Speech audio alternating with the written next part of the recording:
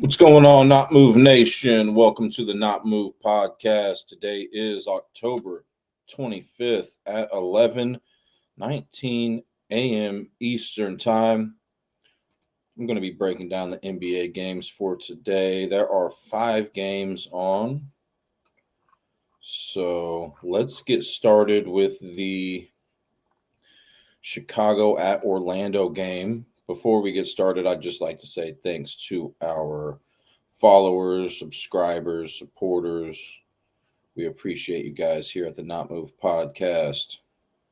All right, so let's look at what's going on with injuries in the Chicago at Orlando game. I'm seeing that Jalen Suggs, point guard / shooting guard, will likely miss today's game for rest. And then Moritz Wagner, doubtful for the Magic. The center for the Magic, doubtful with a knee issue. Zach Collins out for the Bulls. Looks like he'll be out for at least 4 weeks. Center / power forward. And then Kobe White is out as well. It doesn't look like Kobe White has seen any playing time this year so far. All right, so just looking at the numbers from last year, I see that Orlando is favored by 5.5 points. And when I'm looking at the numbers from last season, I do see that Orlando was a much better defensive team than Chicago. Orlando ranked second in team defensive efficiency, whereas the Bulls ranked 20th. So, when I'm looking at all of these other numbers, I give Chicago a lot of advantages in this game. A slight points per game advantage, slight points in the paint per game advantage, a big fast break advantage, big 3-point advantage, a big assist per game advantage, and a good size rebounds per game advantage. Now, this Bulls team is a little bit different than last year, though, right? Kobe White isn't there, or he's out, and then Levine isn't there anymore. So, yeah, these numbers, don't tell the full story. But let's, I'm thinking about Chicago in this one. I'm thinking about taking Chicago plus that 5.5. Might even get a better deal on it if you wait throughout the day. Typically, they say to jump on the favorites early, kind of wait on the underdogs late to get on them late. So, but as of right now, I'd probably take that line up to 6.5. I do like that spot today for Chicago. Giddey has a 4-1 career record against Bane. And then I saw that on the flip side, I saw that Banchero had a 5-2 record against Vucevic. So not a whole lot in regards to like head-to-head matchups that I saw. But let's dig into some player props. So the first one that I was kind of really interested in is Franz Wagner points. Over under 22.5 is the last I saw it. If you guys have any questions, by the way, on any other games or this game, or this game specifically, feel free to let me know. But the first one that I wanted to look at is Franz Wagner points over under 22.5. And the reason why is because Chicago allowed the most points in the paint per game last season. And Franz Wagner ranked 8th best in the NBA and 1st best on this Magic team in points in the paint. So I think he could have a big advantage there. All right, so Franz Wagner. I'm going to look up his statistics real quick. I want to see if his points per 40 minutes is trending higher. I'm not really looking at this season's data quite yet. A little bit, though. But, yeah, his points per 40 minutes was trending up. Not just last season, but it's at that same mark this season. All right. And the Magic have played 2 games. And Franz Wagner has the second highest usage rate on this team, according to statmuse.com. And usage rate basically, tells you how much a player's offensive production is valued, how much how important they are to that offensive production. So far this season, he's ranked second best on the team in regards to usage rate, which is good. And then, his points per 40 minutes is trending up, which is good. Now, I want to go see a couple of other things here. So we can look at defense versus position. That's what I'll type in my search engine here. And it takes me to fantasypros.com. And what position is Wagner supposed to start in today? Small forward.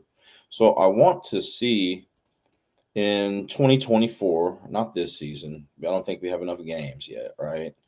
But I just want to get a general idea of the Chicago Bulls small forward defense last season. It was about average in regards to points per game allowed.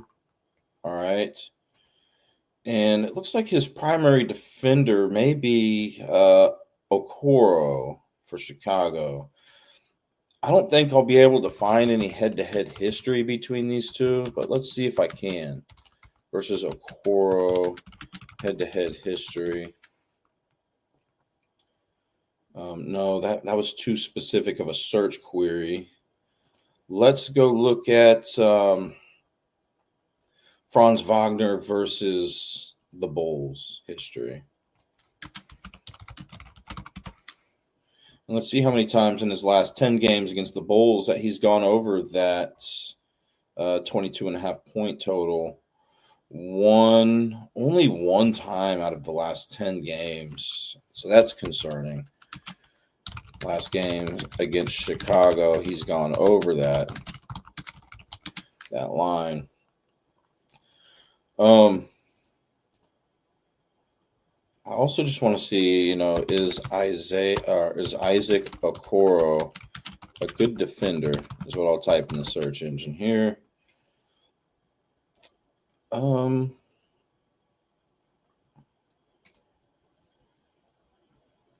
Looks like he's pretty decent. Anyways. Yeah, the only concern that I really see is that Franz Wagner hasn't gone over that point total. He's only gone over that point total in 1 out of 10 games.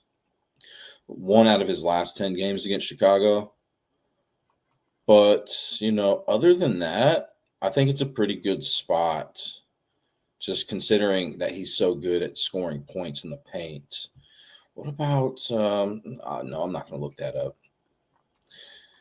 Then we can look at Banchero. Now, Desmond Bane does lead the team in usage rate right now. And that's, something else I kind of want to see is the Magic usage rate in 2024. Player usage rate. Because this season we said that Franz Wagner has a 25.9% usage rate. I just want to see what it was last season. 31. So it's dropped. It was 31% last season. I think a lot of that has to do with Bane being in there now. But I do want to compare Franz Wagner to somebody similar before I say yes or no on his point total. Then we'll get into some of these other players. I want to compare that to somebody else with a similar over-under on points today.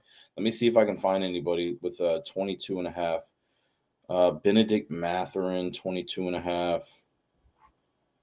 I think that's just a little tricky. What about LaMelo, 23.5.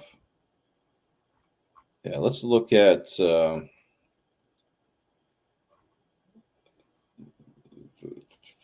I think with LaMelo, we might get a big, even though his is at 23.5, I think we might get a better idea with LaMelo instead of Matherin. Because Matherin, I would guess, we can look into the game later, but I think he might get a little bit more usage with some injuries. But yeah, LaMelo Ball, 23.5 point total. I want to go check out the Hornets player usage rates. So last season, LaMelo was at 30.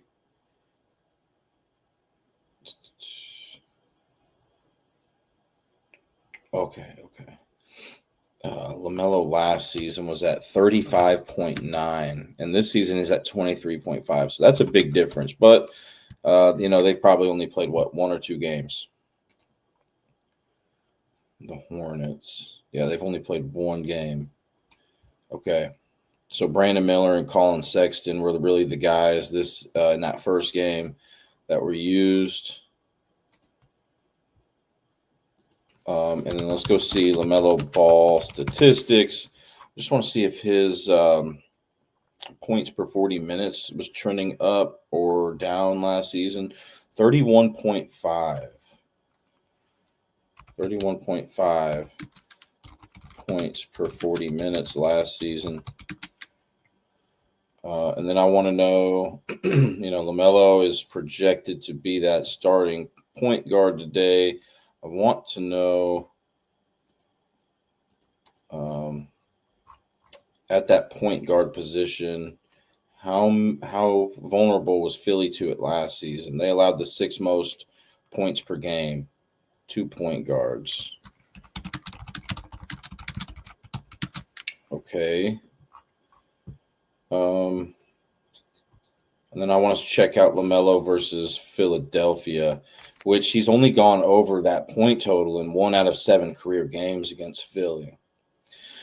So when I'm looking at LaMelo, who's 1 point above, who was that last guy that we were just talking about? Franz Wagner.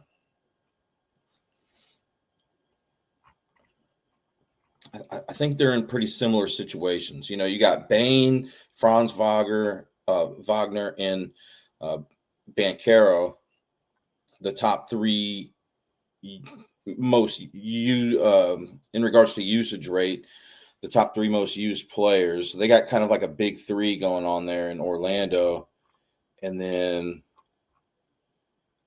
same thing with Charlotte. They have Brandon Miller, Colin Sexton, and LaMelo Ball. So LaMelo Ball this season usage about 23%, and then Franz Wagner 25%. LaMelo's good at shooting threes, and Atlanta's been poor at, not Atlanta, but Philadelphia. Let's see how they are against that. Philadelphia, below average at defending against that.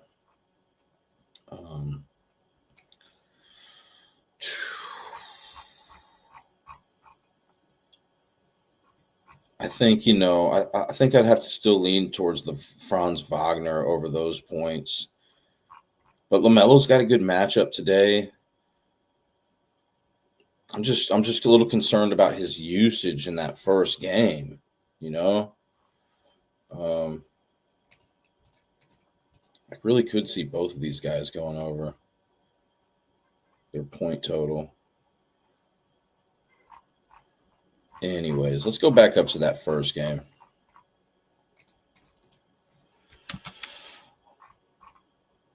Let's go look at, let me see if there's any. Okay, cool. Let's go look at Banchero. I know he's a popular player with these player props. He was second best on this Magic team in points in the paint per game last season. He ranked 29th best. I think these two guys have more of an advantage in this game than Desmond Bane does. Desmond Bain, one of his strong points is 3-point shooting. And Chicago was more vulnerable to points in the paint last season than 3-point shooting. They were about average at defending against the three ball, but they were, once again, the worst team in the league in regards to points in the paint. So I want to take guys for Orlando who are good at scoring points in the paint. Now, Bain did play for a different team. I just want to make sure I didn't overlook him when I was looking at, points in the paint leaders. And no, he wasn't in the top 50 last season, from my understanding. Let me see if I can find him. Okay, he ranked 66th in the NBA in points in the paint last season.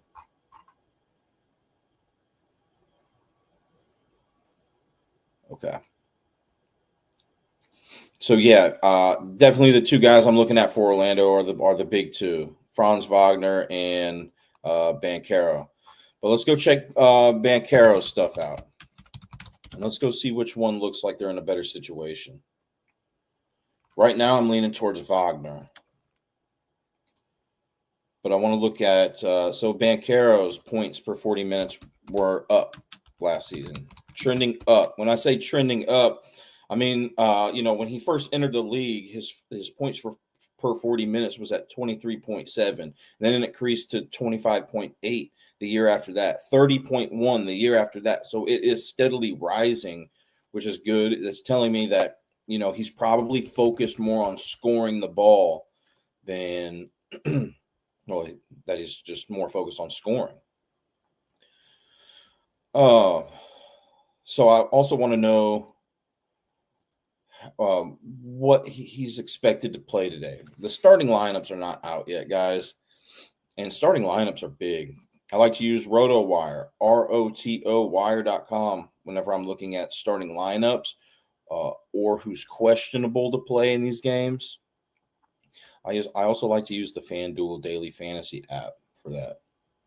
But, Banchero is projected to be that power forward today for the Orlando Magic. And the Chicago Bulls were slightly below average at defending against that position last season in regards to points per game allowed.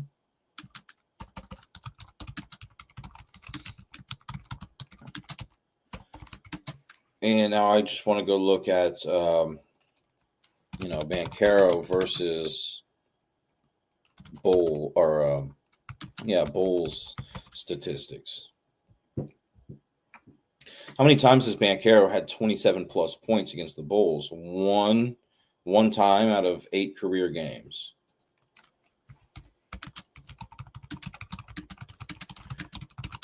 And I think Bain is somebody worth looking at right now, really, because he led the team in usage rate last game. This is only, the 5th day of NBA?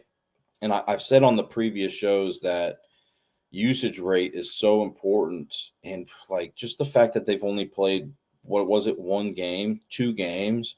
I mean, that's not a great sample size. That's not, enough data for me to accurately predict who's going to lead the team in usage rate tonight. But the fact that Bain has in the past 2 games is kind of telling me that he's definitely somebody to look at here. Was there anything else that I wanted to look at with Banchero? Maybe. And we might look at some stuff here in a minute. But I'm going to look at Desmond Bain versus the Bulls statistics. How many times has Bain had 20-plus points against them? 3 out of 8 career games. So that history against the Bulls is better than Franz Wagner's or Banchero's in regards to going over that point total. And then Bain's projected to be that starting shooting guard today. So I want to filter this to shooting guards. And, the Bulls allowed the 3rd most points per game to shooting guards last season.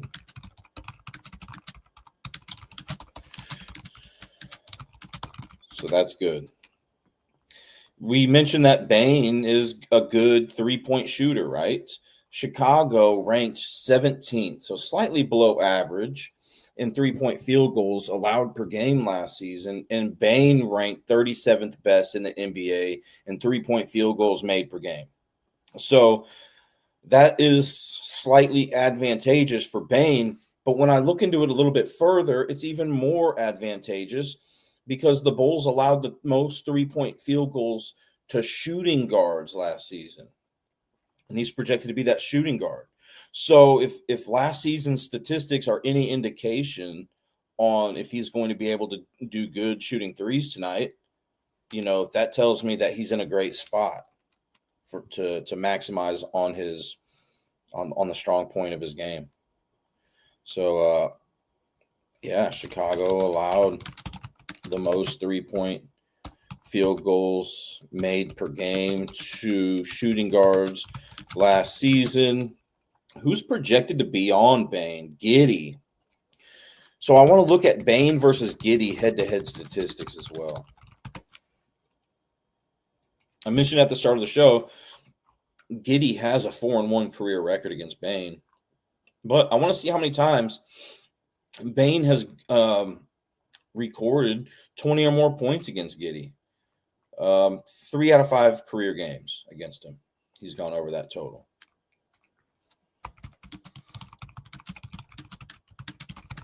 I'm liking what I see from Bain here. What about Bain's points per 40 minutes?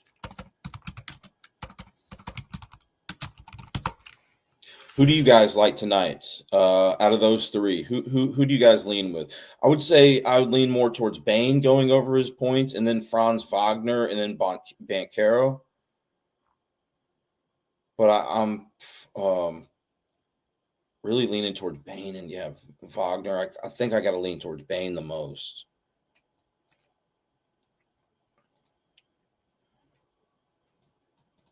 Now, his points per 40 minutes, it went down a little bit last season from the previous 2 years. This season, it's not high. But I feel like the Magic are spreading the ball a little bit, and they are. There's not just because Bain leads the team in usage rate doesn't mean that these other guys are not getting the ball. I mean, SGA, the difference between his usage rate and the next man up, there's a pretty big difference, or at least there was last season. There's not a big difference between Bain, Wagner, and Banchero in regards to the usage rate this season. Okay. Magic usage rate last season. Because I think Bain was on there last season, if I remember correctly. But they don't have him listed here. Maybe he wasn't.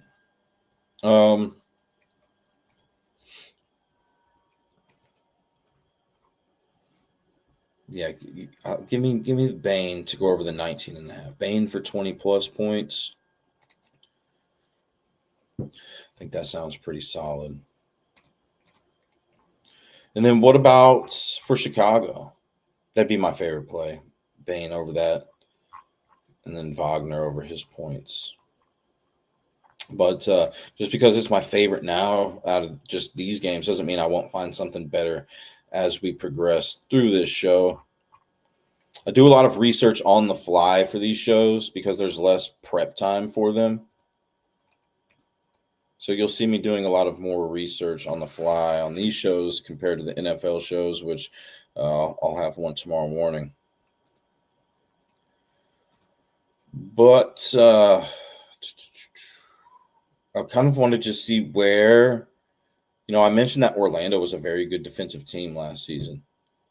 I want to see where they were struggling defensively, if anywhere, and then try to attack that with a player prop. I mean, really, they were good everywhere. But hoopers are going to hoop, right? So this season, Giddey leads this team in usage rate, 31.5%. And his line is is the same as Desmond Bane's, and I know he's going up in a tougher matchup today in regards to some a defensive matchup, but let's look into it because I'm thinking maybe Giddy might even be better than Bane going over the points. How many times has Giddy had 20 plus against Bane? Never. 0 out of 5. But I'm less concerned about that.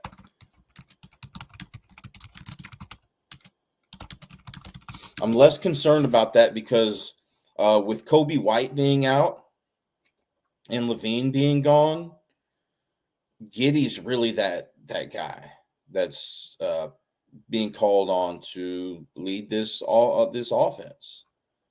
At least he is right now. I mean, Giddy's usage rate this season is the same. I mean, it's higher than Trae Young's right now.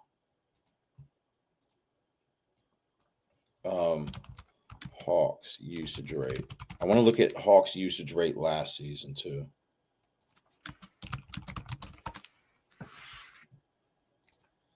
Trae Young's was 29.5%. Okay, because I want to give you a player to compare that with.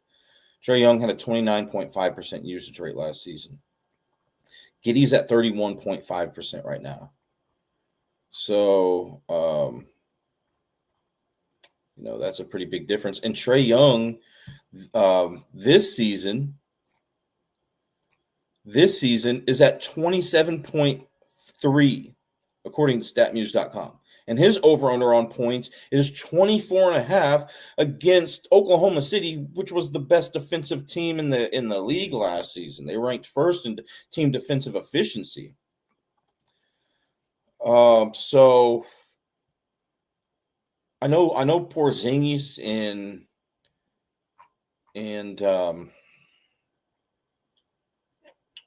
Rizachet are questionable tonight. And yeah, I mean, if they're ultimately ruled out, I could see, Trae Young going over that. But that's just, I mean, I'm kind of liking Giddy here. Okay.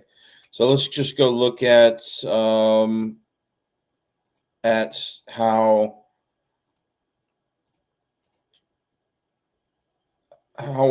Orlando defended against the point guard. I'm sure that's what Giddy's going to be running tonight. Shooting guard.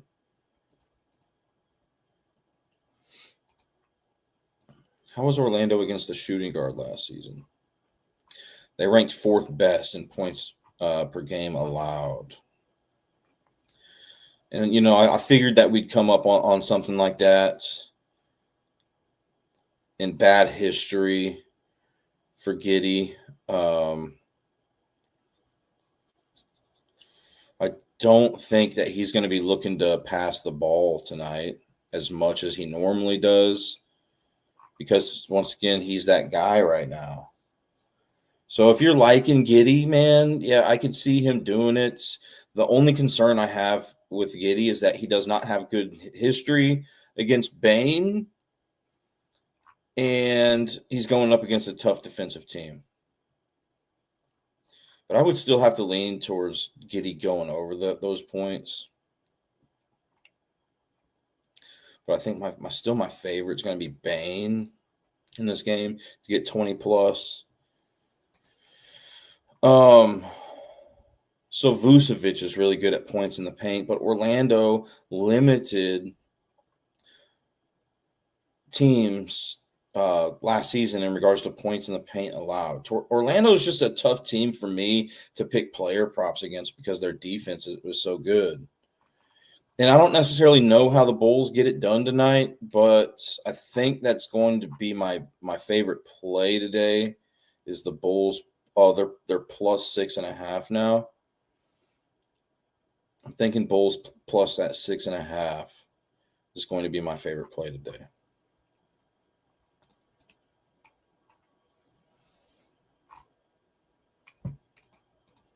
Let's get into some other props. If you guys have any questions, please feel free to ask. Oklahoma City is another tough team to pick player props against because their defense is so good. Let's go look at the Nuggets game, man. I am a Nuggets fan. My favorite play the other day was the Nuggets to lose that game against Golden State by 3+ points. I've gotten this is my third NBA show this season. I've gotten the two plays that I like the most correct in both of those shows, and it was Golden State by 3+ points in both of those shows. So I think today I'll be going with Chicago. But yeah, let's look at this Phoenix and Denver game. Let's see where. Okay, so Denver was really good at fast breaks last season. They ranked first in the league in fast break points per game. Phoenix ranked 26th in fast break points allowed per game. Christian Brown, I think, has a couple advantages in this game. I think he has a lot of advantages, really. One, he was the best player in the entire NBA in fast break points per game last season. All right. And going up against Phoenix, who ranked 26th in that category, is very advantageous for Christian Brown. Also, Phoenix was slightly below average in points in the paint allowed per game last season.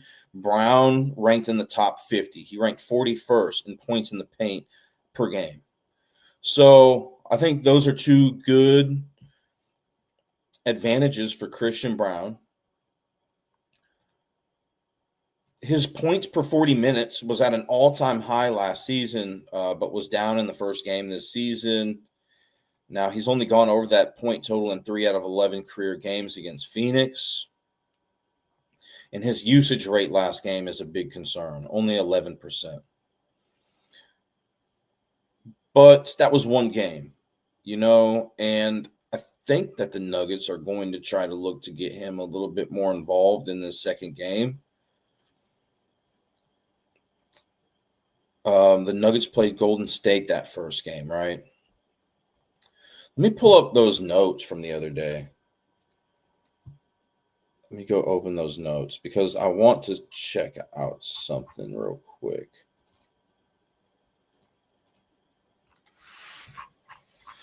I want to look to see, what Golden State ranked in regards to fast break points allowed and points in the paint, and why Christian Brown wasn't used a whole lot last game. And it makes sense now that I'm looking at this. Golden State ranked 4th best in points in the paint allowed per game last season and 8th best in fast break points allowed per game last season. And that's Christian Brown's strengths, the points in the paint and fast breaks. And Golden State did a very good job at defending against that. So the Nuggets tried, go use some other stuff, throw some other stuff at the Warriors. Really just turning Aaron Gordon into Steph Curry. But yeah, so I'm not ready to just give up on Christian Brown just because he didn't, just because his usage was so low. It makes sense why it was low. But that would be a concern of mine playing these Christian Brown points today. But I think, he's in a good spot. And I think definitely something else that we have to check out is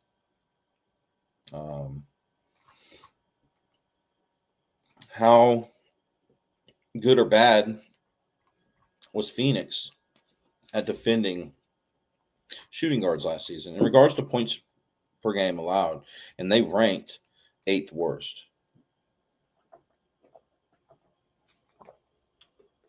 But I'm seeing the defender that he's on, or that should be on him, is Grayson Allen, who I know in college. I don't watch a lot of college, but I do know about Grayson Allen's college antics, and he was somewhat of a pest. I'm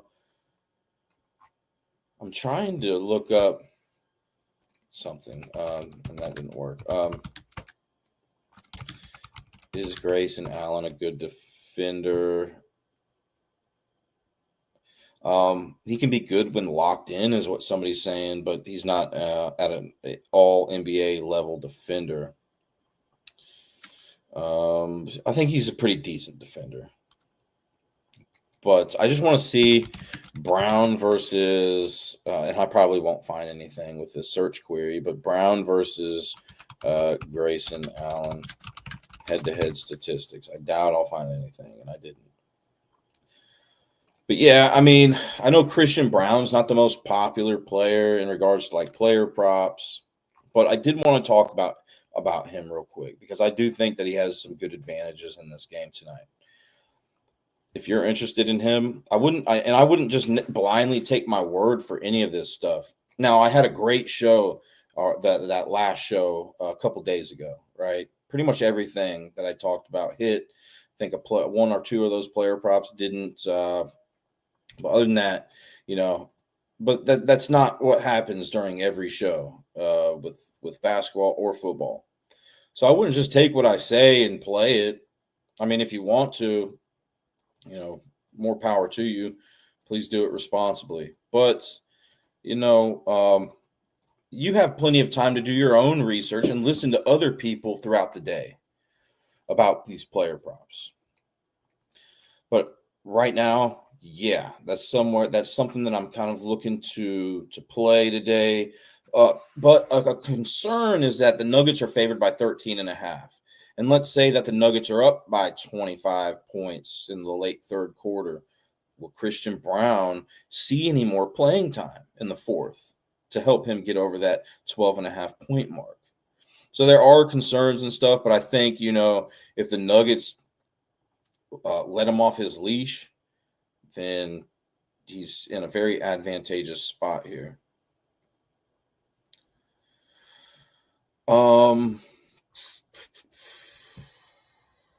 Let me go see anything else. We'll talk about Jokic points here in a minute. I kind of want to talk about just a different prop, maybe like assists or rebounds. Let's look at Jokic. Jokic's assists. I'm sure they're probably 9.5, listed at like 9.5.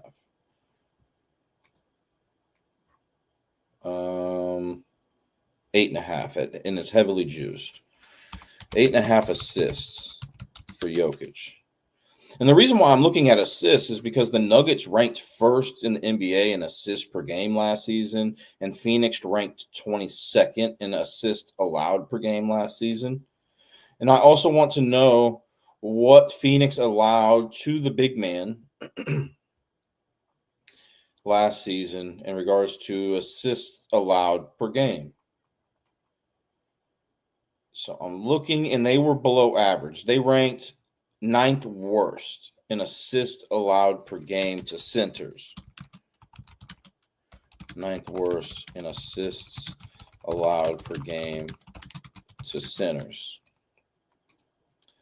I want to look at if Jokic's assist per 40 minutes has been trending up or down. It's been steady, but honestly, it looks like it's been going down just a little bit, which is, somewhat of a concern. I think another concern is that he only had 20 points in his first game. He didn't shoot very well. Maybe he's a little upset about that. Maybe he'll try to score a little bit more tonight. I was talking with my buddy, and he was just saying that, Jokic is a little bit out of shape right now. So maybe Jokic was just trying to force too much last game, and this game he'll sit back and facilitate, But I want to know Jokic versus Suns stats last 10 games. And see how many assists that he's had against them. He had 22 assists. Oh, okay. So this was the game last year, his most recent game against Phoenix. I mean, check out this stat line. 31 points, 21 rebounds, 22 assists. I mean, this guy had a 30-20-20 game against his last game against Phoenix. But how many times has he had 9+ assists in his last 10 against Phoenix? 1, 2, 3, 4, 5, 6, 7 out of his last 10. Much better history than the guys we were looking at earlier. Last 7 out of 10 against Phoenix, he's gone over that total.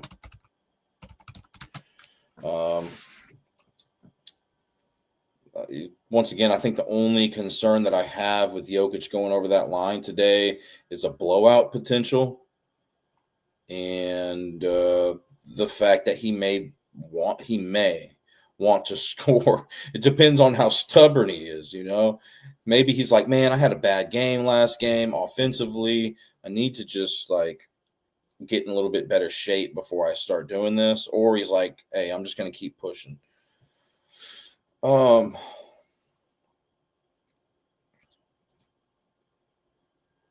Yeah, Jokic assists, I think, is looking pretty solid in this one. Over the 8.5. I mean, even if you had to do 10 plus, he's gone over that in 6 out of 10 his last 10 games against Phoenix. So I think that's pretty solid. And there's plenty of guys on this Nuggets team that can score the ball. And that's big for us if you're going to take an assist prop, right? We know LaMelo Ball is a good shooter, but other than Brandon Miller, I mean, I think they picked up somebody else, though. Collins. I mean, not really. I mean, basically, if LaMelo Ball is passing to somebody else other than Brandon Miller or Miles Bridges, who's, going up for a dunk, I don't really trust LaMelo Ball's assist line. Basically, what I'm trying to say is, the more offensive scorers that are on a team, the better I feel about it. An assist prop, and the Nuggets have those players on the offensive side of the ball. They got guys that can shoot. Aaron Gordon has just turned into Steph Curry all of a sudden.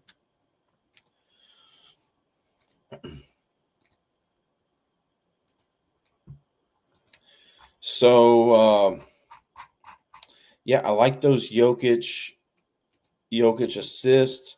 And let's just go see what his point line's at. He's gone over that point line in his last 5 out of 10 games against Phoenix. In regards to usage rate, look, I mean, yeah, it's up there. It's at 30.3%, but there's other guys on this Nuggets team that are also in that first game that are also putting in some work. So, it's a concern. And just the fact that he, I hear he's out of shape, and he had a bad offensive game last game. I'm just a little concerned about it.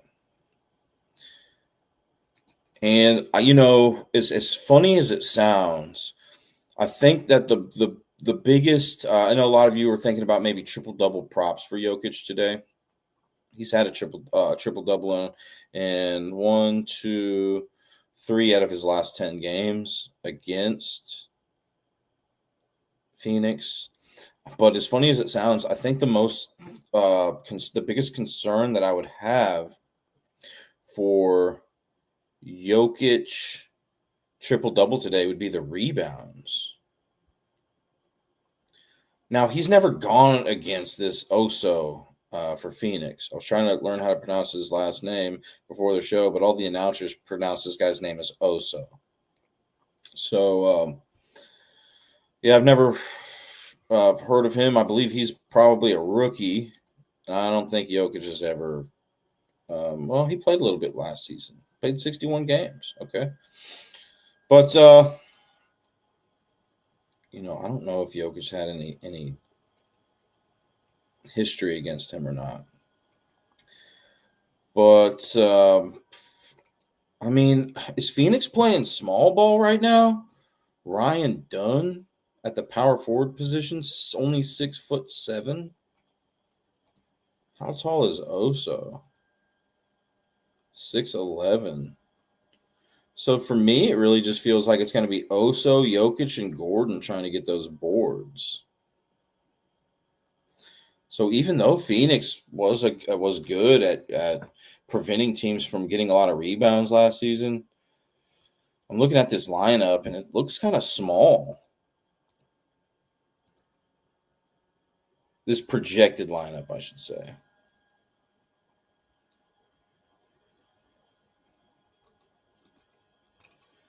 That still would be my biggest concern, just based on last season's statistics. It's really tough. It's really tough for these player props, and just NBA as a whole. Whenever we don't have much data to work with, current data, this season's data. So yeah, I'm real selective in what I try to get here. Let's see if let's go talk about like Devin Booker or something. A Devin Booker prop. Let's see where the Nuggets were really bad against last season. Assist allowed per game.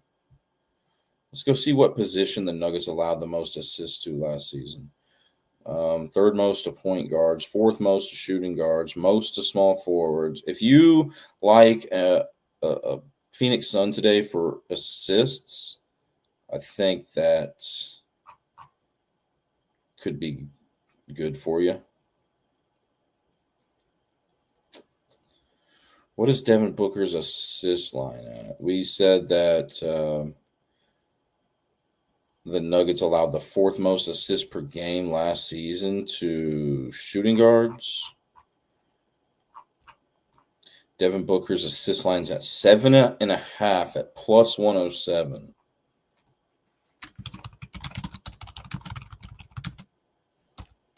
$7.5. I want to look at Booker versus Nuggets last 10 games.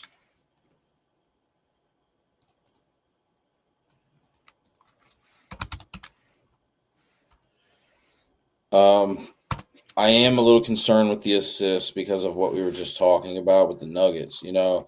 Although the Nuggets were vulnerable to that last season, I don't see a whole lot of guys that for this Phoenix team that I'm comfortable with scoring the ball after Booker passes them the ball.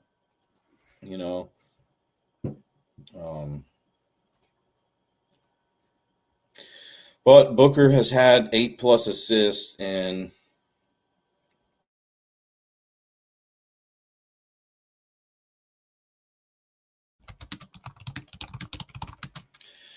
Phoenix had Kevin Durant last year, right? So, they don't have Kevin Durant anymore. How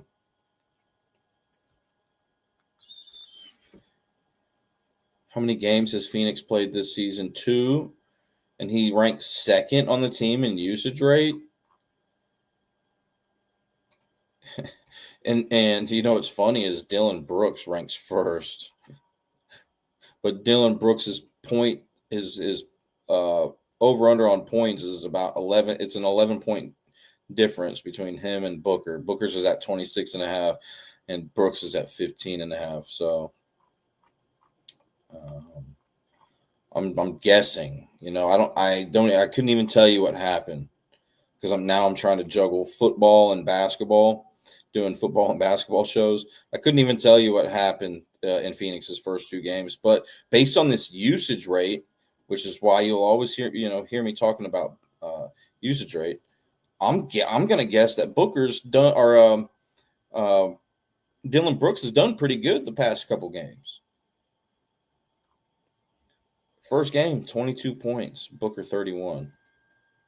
Then that next game, Brooks led the team in scoring, 21 points compared to Booker's 18. So it looks like really Booker scored more, and this isn't surprising, but Booker scored more points in a competitive game and Brooks scored. Well, what I should say is Booker led the team in scoring when it was a competitive game against Sacramento, and then Brooks led the team in scoring when it was a blowout. So that's the question, right? Is this going to be a blowout or not? Because if it's going to be competitive, I would have to lean towards the Booker points. But if you think it's going to be a blowout, I would have to lean more towards the Brooks points. And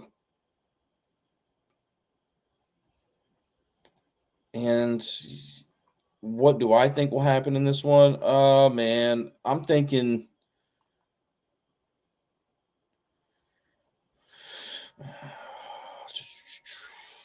um,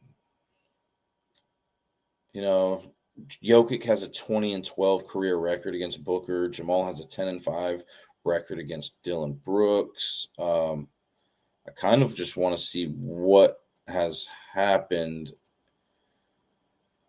in the past few games between these two teams.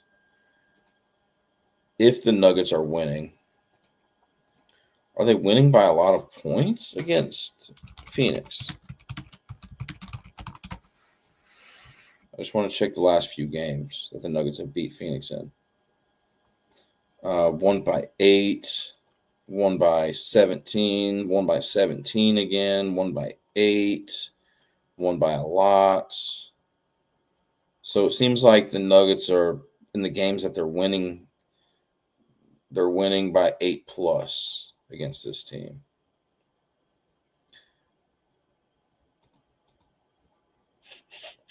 I mean, honestly, I would probably have to lean towards the Nuggets covering tonight, especially after losing that first game. But I think a lot of people are going to be on the Nuggets tonight. But I think that line is set well. If that line was at like Nuggets minus 5.5, Nuggets minus 6.5, I would be like, okay, I think I would feel more comfortable. As crazy as it sounds, I'd feel more comfortable with Phoenix covering. But the fact that that spread is so big, makes me think, and it's the home opener for the Nuggets, right? I believe that first game was in Golden State. Yeah, it was. First game at home in that altitude. I can see the Nuggets running with it, even though a lot of people are going to be on the Nuggets. And I'm just comparing the numbers from last season, and the Nuggets have a lot of advantages. The only advantage that I really see is that Phoenix's 3-point advantage. Nuggets. Phoenix was pretty good at 3-pointers last season. Booker, O'Neal, and Grayson Allen. I think O'Neal, is he a starter or a bench player? Looks like he's probably a bench player, Royce O'Neal. I wonder if there are any props on Royce O'Neal. That's probably where I'd be leaning towards, is like bench props maybe for some of these guys. If you can find any bench players. I don't know. I'm still trying to work through this. I'm still warming up. This is day 3, like I mentioned, for the basketball shows. All in all, I need more data to work with. I need to know a little bit more about these guys' usage rate, not over the span of 2 games, but 10 games at least. I think 10 games is good, Once we get to 10 games, we pretty much know whose role is what. It's hard for me to imagine that Dylan Brooks is going to continue that 33.2% usage rate throughout the season and be the leader of this Phoenix Suns offense. But if you guys are thinking about taking Booker tonight, I do think he has a 3-point advantage considering that he ranked 33rd best in the league last season in 3-point field goals made per game, and the Nuggets were slightly below average at defending against that.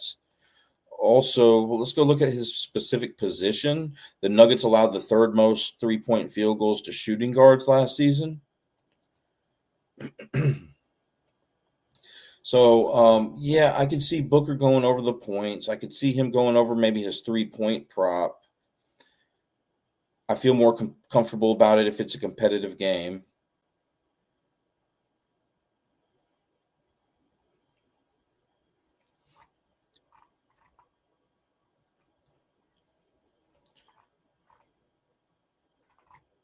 Or competitive enough, right? It doesn't necessarily have to be competitive. The Nuggets can be up by like 10 with 8 minutes left, maybe 8 with 6 or something like that, and still have the Phoenix and both teams have their starters in.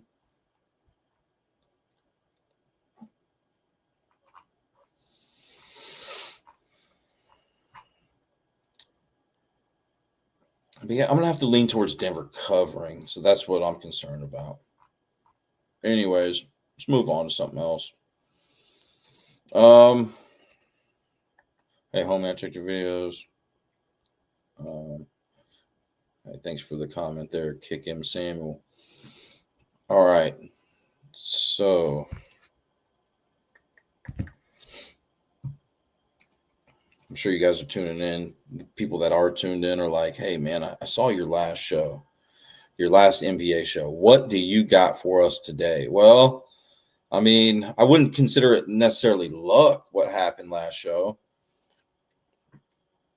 but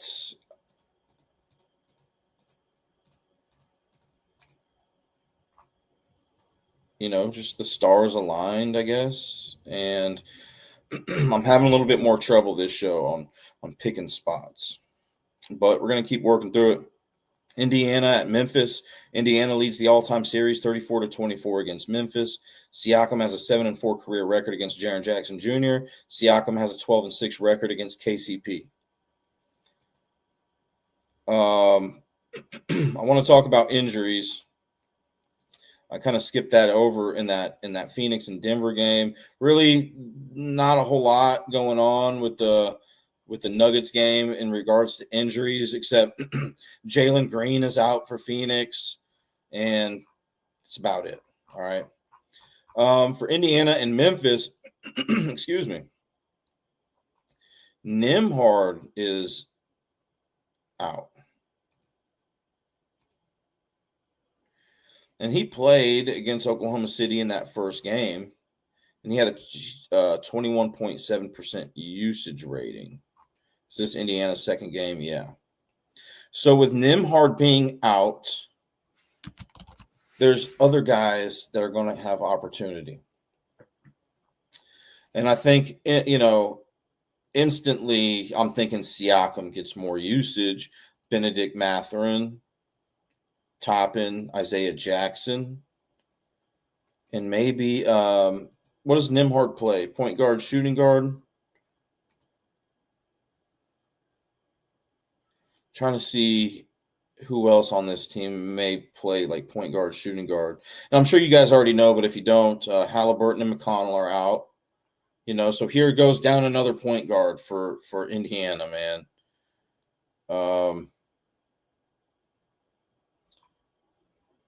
Who's projected to be their? Oh yeah, I was about to say Ben Shepherd, projected to be their starting point guard today.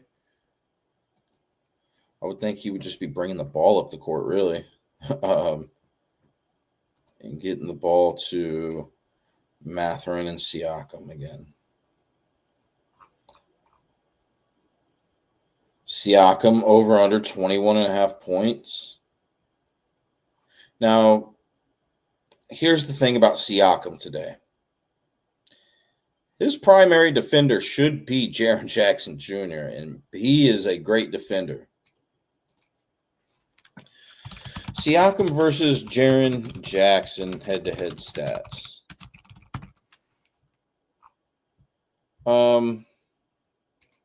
I did mention Siakam has a 7-4 career record against him. But how many times has Siakam got over these points against him? 22 or more points. 1, 2 out of 11 career games against Jaren Jackson Jr. He went over that line. And that's a concern, man. I think that, yes, Siakam will have to, Indiana is going to be forced to try to get some offensive production out of him tonight. But I'm thinking, it may be better for Indiana to really try to use some other players in this game than the guy who's going up against Jaren Jackson Jr. Now, what I will say is that Memphis allowed the third most points per game to power forwards last year. That's weird, and maybe that's because Jaren Jackson maybe was playing a little bit of center. Or maybe the games were just high scoring. I'm not. That's weird to me because I know he's a good defender. Siakam doesn't have good history against him. Were there any other positions that Memphis was vulnerable to in regards to points per game allowed last season? Yeah, they allowed the fourth most to the small forward position, which Neesmith is projected to be in that spot.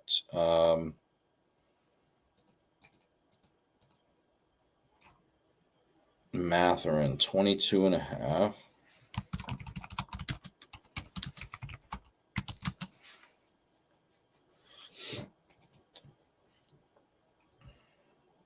Siakam's usage might be so high that he goes over that this game. I would look for a different spot. Mathurin. What is Mathurin good at? Scoring buckets. Apparently, he's dropped 36 against OKC, man. What did OKC rank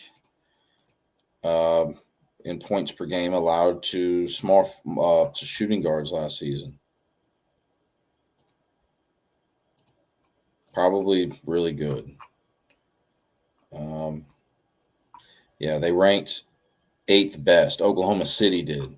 And today, Mathurin is going up against, Memphis, who looks like a slightly below average at defending against that position in regards to points per game allowed. He's going up against KCP. I can try to see if we have any Mathurin versus Caldwell Pope history. I just don't think we're going to find anything there because that search query is too specific. And also, Mathurin probably hasn't seen a usage like this before. When we look at Pacers' usage rate last season, right? Usage rate. Indiana Pacers player usage rate last season. So I'll type in the search engine. Mathurin was at 22.7%. This season, after that first game, 28.5%. So, yeah, I like it. I think it makes sense. Also, with Nembhard out, I like it a little bit more, Nembhard last game played, let's go see how many minutes he played. I don't know exactly what happened to Nembhard, if he came out of the game at any points, but he only played 16 minutes. But those are 16 minutes that he was on the floor that, Mathurin still had to work with him. Now he's without him. And I want to know Benedict Mathurin game log. I want to know, or not necessarily game log stats. I want to know if he is a good 3-point shooter. He's not shy. He shot 3 for 8 downtown in that first game against the Thunder.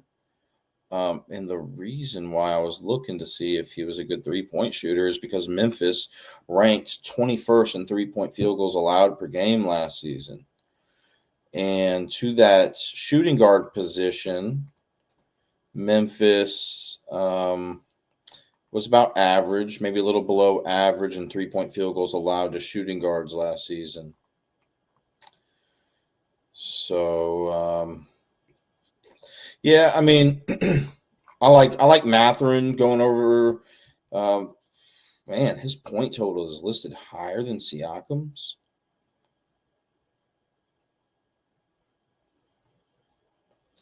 Yeah.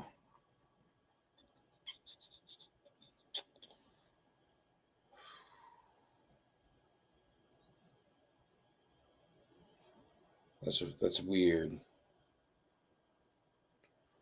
But let's see if I'm right, about Siakam having a tough time against Jaren Jackson Jr. And I'll lean towards the Benedict Mathurin over the 22.5 instead. What about Morant? Let's go look at Ja Morant. Now, he's only gone over the 25.5 points in 1 out of 8 career games against Indiana.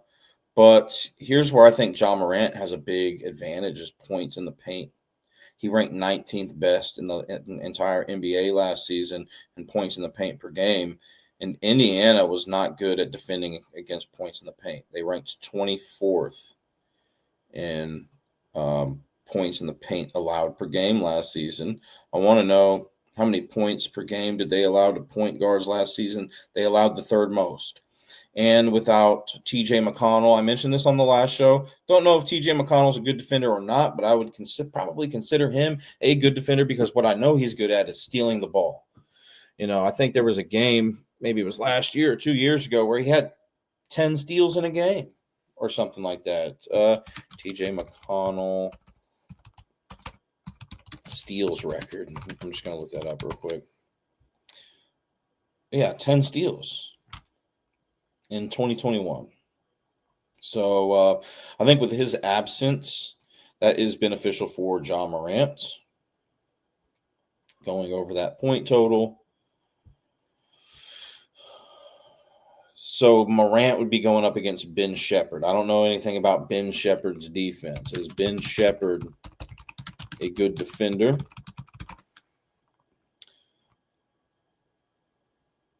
I'm seeing that he's sometimes a good defender. I'm also seeing Shepherd's a good 3-point shooter. So maybe he's going to be taking some threes tonight. He's supposed to be that point guard tonight for Indiana, right? And they're going up against Memphis. I could see him making some threes against Memphis tonight, Ben Shepherd. And I think he is a player prop if you're interested in that to look into just for points. It doesn't look like Memphis was very good at defending against that point guard position last season, slightly below average, and slightly below average in defending against that 3 ball. But, Ja Morant, I think one of the bigger strengths, is once again that points in the paint advantage. Are there any injuries to this Memphis team to where we could see Ja Morant get an increase usage? No, but here's the thing about Morant is that Desmond Bane's not with this Memphis team anymore. And Morant, after 2 games, has a whopping 36.6% usage rate. That's high. So I would expect the same thing here tonight. I would expect, Morant, whenever, let's go see if there's anybody else like that on this slate that has a 36.6% usage rate. SGA, 38.1, okay? And there's a big difference between SGA and the next most used player on OKC. There's about an 8% difference. And, with Morant, JJJ's right there with him.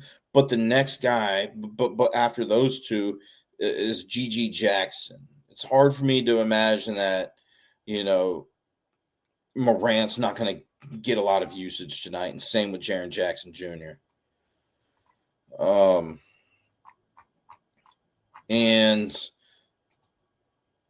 Morant's point total 25.5 compared to SGA 33.5. Now,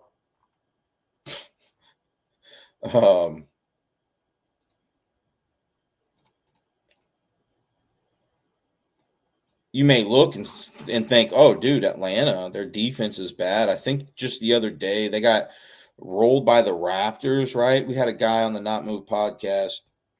I think he was talking about how bad Atlanta's defense was. I think they played the Raptors the other day. Let me just double check that.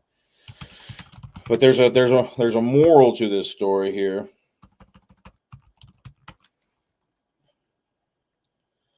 I know. I just want to see who they played. Was it them who played Toronto? Yeah. So, overall, Atlanta was very bad defensively that game. And we'll talk about SGA and OKC props here in a minute. But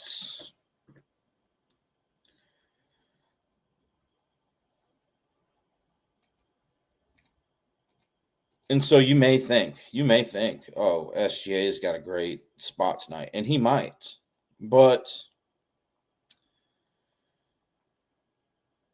Atlanta last season was about average, maybe even a little bit above average in points per game allowed to point guards, whereas Indiana allowed the third most points per game to point guards. And, Morant is a point guard. So I think Morant's in a good spot tonight. I think he's in a very, very favorable position here tonight. Yes, I would like better history against Indiana for Morant to feel comfortable. I also just want to know, Morant versus Siakam head-to-head statistics, if I can find them. And it's not giving me that.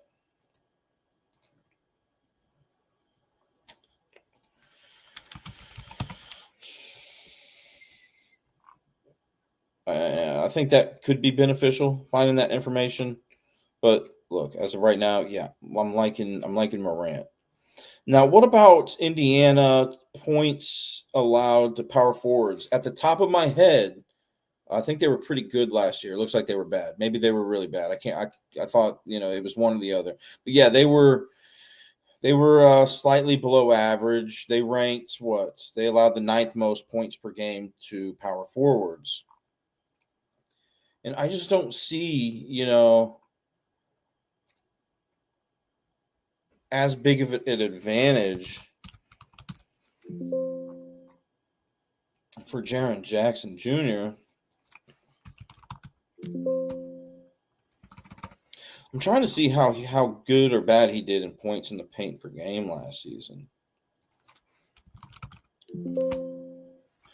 Because sometimes NBA.com misses some players. Like LaMelo Ball, I think, for some reason, he's not listed on this.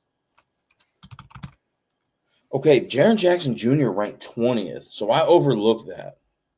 Oh, yeah, I got it on my sheet right here. So I think Jaren Jackson Jr. is in a good spot.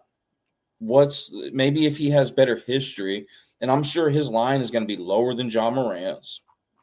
Both of them, both of them are seeing about the same usage so far this season. Morant a little bit more, but I think Jaren Jackson's still in a good spot, especially if we can find some good history against Siakam.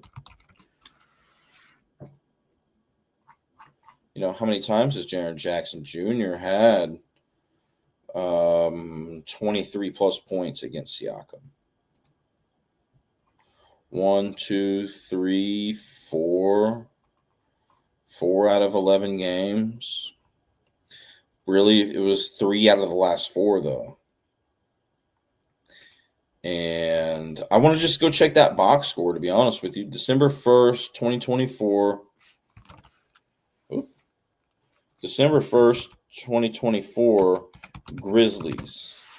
I want to see if Ja Morant played in that game.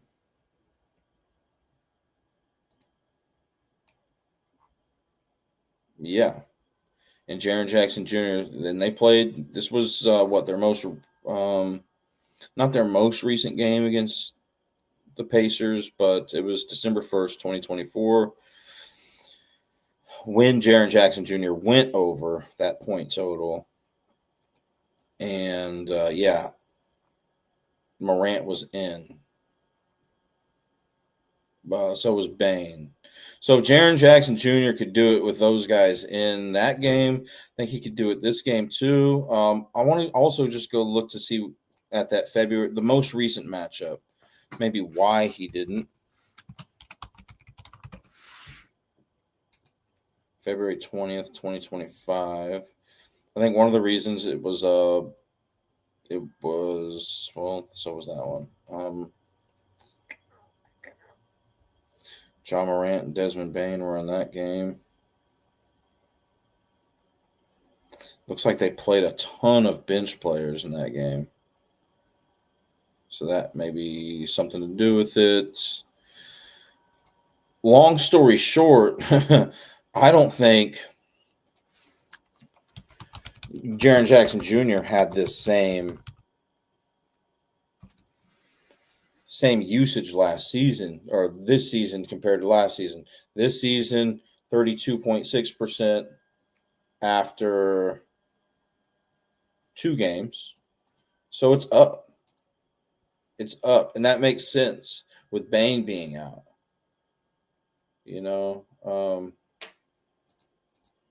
Not on this team anymore. I like it. And if I had to pick between Ja Morant and Jaren Jackson Jr., was Ja Morant good at fast break points last season? And the only reason why I'm asking is because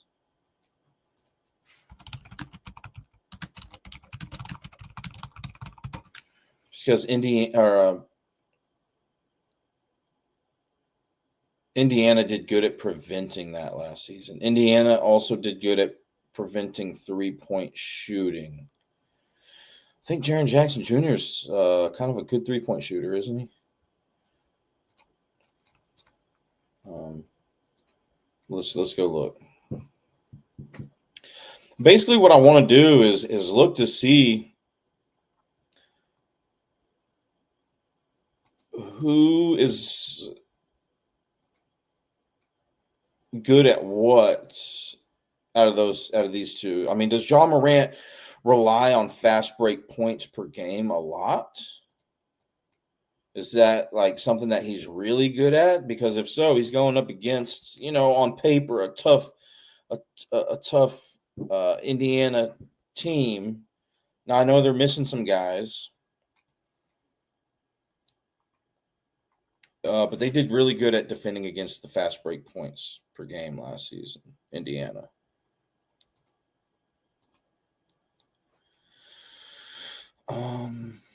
Fast break points per game. 2024, 2025, Memphis. Yeah, Ja Morant ranked 11th best in the NBA in those fast break points.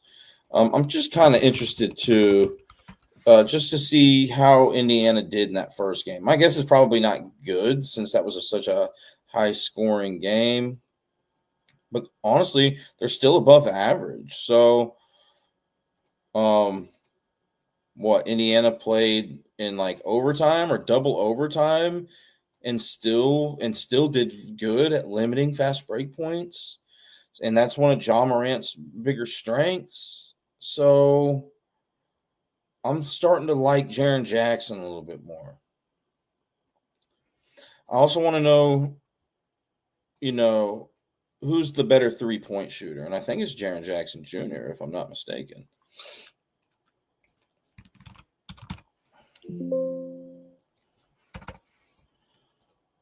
Let me check. Yeah. Jaren Jackson Jr. is the better 3-point shooter. Now, Indiana did good at defending against that last year too, but I kind of want to just see how they did against power forwards. Defending against that 3-ball against power forwards, they did pretty dang good. They ranked 4th best at preventing that. But John Morant relies on those fast break points more than Jaren Jackson Jr. relies on the 3-ball relative to other players in the league. John Morant ranked 11th in fast break points per game, whereas Jaren Jackson ranked bottom somewhere between 50th and 6th or 70th in the 3-point field goals made per game. So I'm going to have to lean towards Jaren Jackson going over that more than Morant, but I think they can coexist. Wouldn't be surprised to see them both go over that line. As far as who I think is going to win that game, I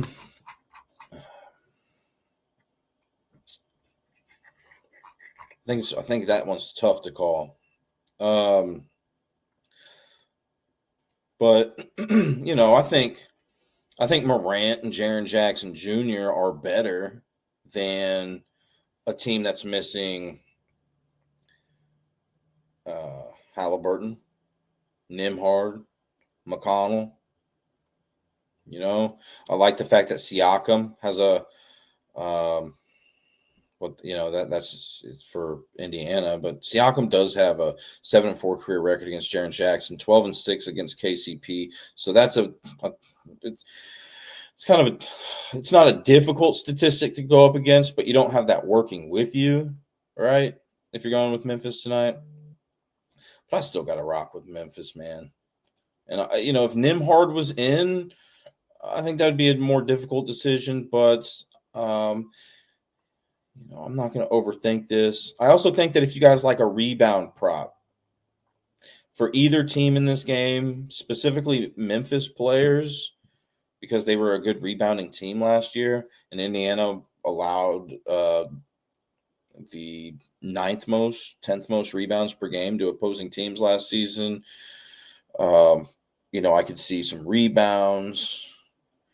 And that's, something else that we can go look with Jaren Jackson. Jaren Jackson's statistics here. Has he been focusing more on getting rebounds compared to points?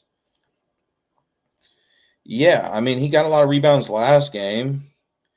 His rebounds per 40, it looks like he really concentrated on rebounds between the years 2020 and 2023. Last year and the year before that, he said, forget these rebounds. Give me the ball. I'm scoring points. And I expect that same thing here today. And then Morant, I mean, probably the same with him.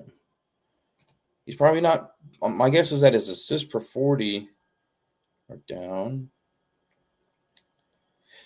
Yeah, I like JJJ's points over Morant. Morant last season, he was dishing the ball a little bit more. Anyways, I know we got stuck on that for a while, but yeah, you go ahead and give me Memphis in that one. I think it just has to do with the Indiana injuries, you know.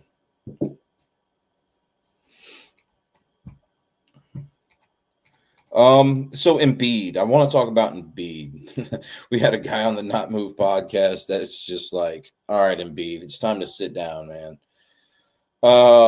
Look, his over-under on points, 17 and a half. He's gone over that in the last 10 out of 10 games against the Charlotte Hornets.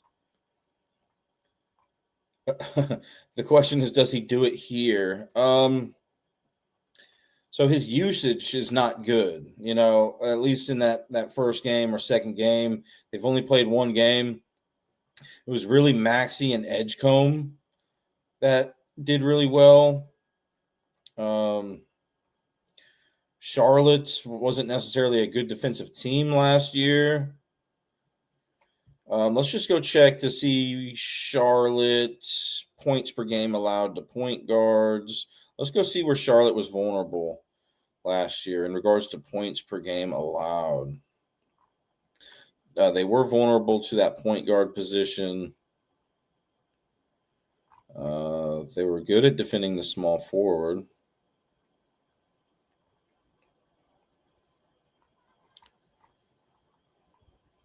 Charlotte.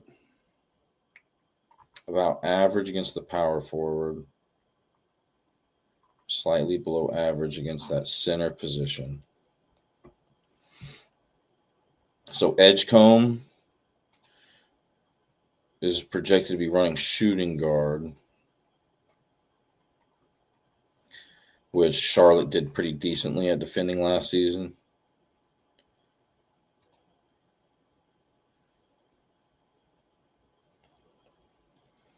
So out of Edgecombe and Maxey, I got to see more from Edgecombe, right? Great first game. And he looked really comfortable out there. Moss Prod was talking about that. Like, you would think this guy has been in the league for several years, looking at his comfortability in that first game, Edgecombe.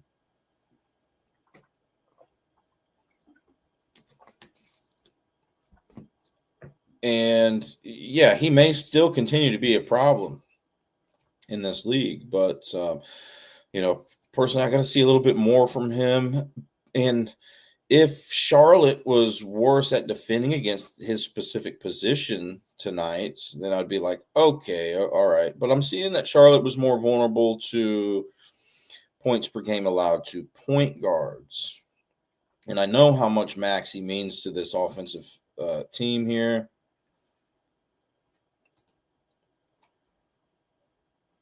The question is also, you know, what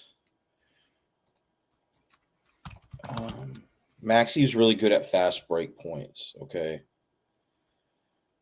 Fast break points allowed per game for Charlotte. They ranked 22nd last year. I really like the fact that Maxey is a very good fast break point scorer. Because, yeah, Charlotte was below average at defending that last season. They were more vulnerable to defending Maxey's specific position.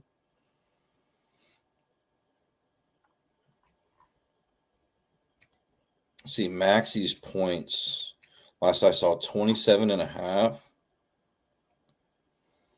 Edgecombe, 18 and a half.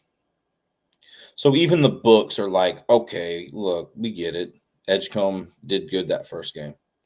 We're still setting his line way under Maxey because he's unproven. Maxey versus LaMelo. Maxey has a 5-1 career record against LaMelo Ball. Embiid is 4-1 against Melo. Oh, also, Philadelphia has won the last 10 games against Charlotte. So if you like Philadelphia today, you got that going for you. And let me go check something. Look, I liked Philadelphia, and I'm trying to leave last season in the past. And this is a different year. But last season, man, Philadelphia, anytime I was rolling with them, let me down. But honestly, guys, this is probably the spot.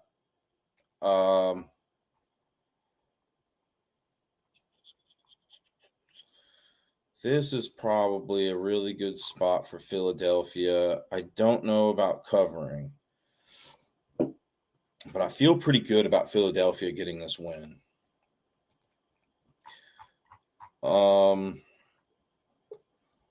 Orlando, on paper though, they're better, dude, than Chicago. Let's go ahead and do that.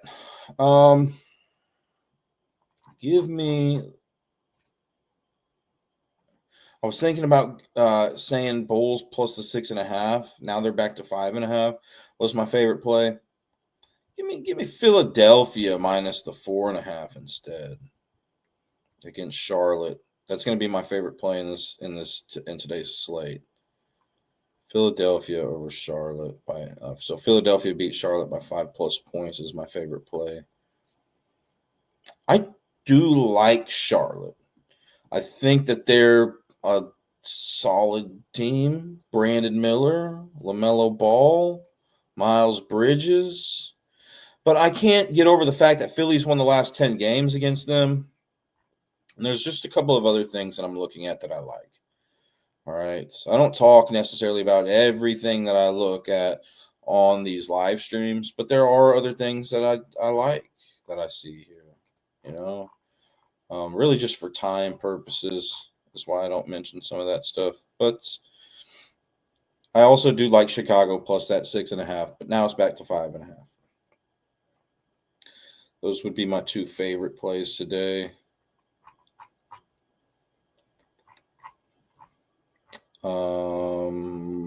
What were we looking at? Maxey points. Yeah, I kind of wanted just to see how many times has Maxey dropped to 28 or more against LaMelo. Only once. In his most previous game, he dropped a 40 burger on him. Maxey's a good 3-point shooter. Is Philadelphia bad at defending against the 3-point shooter? Or not Philadelphia. Charlotte bad at defending against 3-point shooting? Yeah. So they ranked 22nd in 3-point field goals allowed per game last season. What about to that point guard position? Or is that what Maxey's running? Is that what we said he was projected to be at tonight? That point guard? Yeah, so I want to see what Charlotte did against three. They're about average at defending 3-point shooters, maybe even a little above average. But Maxey showed that he could shoot 6 for 12 from 3-point distance against LaMelo in the past.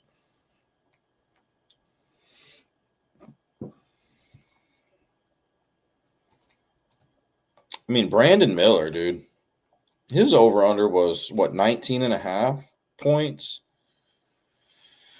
He's pretty good, and I think that just sounds low for a guy like Brandon Miller, And it's already risen. It's already at 20.5 now. When I looked this morning, it was at 19.5, which he had gone over that in 3 out of 6 career games against Philadelphia. I like his usage rate. He leads the team in usage rates after the first game. And it seemed like last season when he played, Hornets usage rate, when he played, he did pretty good. I want to check last season. Hornets usage rate last season. Brandon Miller, 27.7%. This season, higher. Any big differences? Not really. Nurkic, I don't know if he's been playing or not this season. I don't think so, but he's not playing. But it's pretty much the big three is LaMelo, Miles, and Brandon Miller. But now they got Colin Sexton, So Miles Bridges really took a step back in that first game with a 17.5% usage rate. He was the guy that was brushed off to the side. And, and Sexton came in and did good. From my understanding, Miles Bridges is pretty good at points in the paint, at scoring points in the paint. Let's go let's go check that. Because when I think of Miles Bridges, I think of him dunking. Right.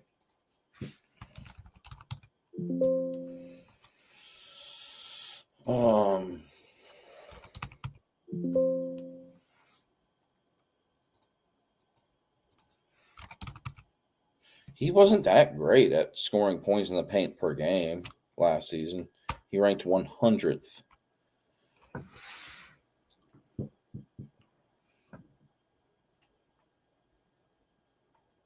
Oh, that's this season. Not bad. I was about to say, I thought he was pretty dang good. Yeah, he ranked 35th, and I have that on my sheet again here. So,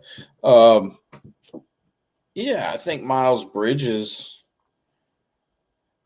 is in a good spot. Who did Charlotte play their first game?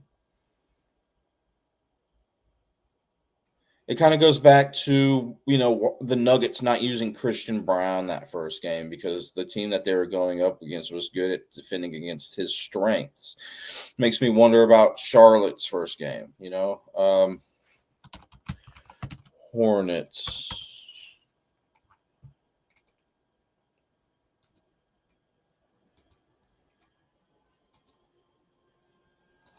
And I do feel more comfortable with, I know I've said this on previous shows, but if this is the first time you're tuning in, I do feel more, typically, unless stated otherwise, in every sport, I feel more comfortable with money lines and spreads than player props. But, from that last NBA show, if you go back and check those player props, and I also don't necessarily like parlays, like the singles. Parlays are very tough. Yes, we can all get lucky over time. I'm not going to bash you if you like to do parlays, and I'll do my best to help you with that.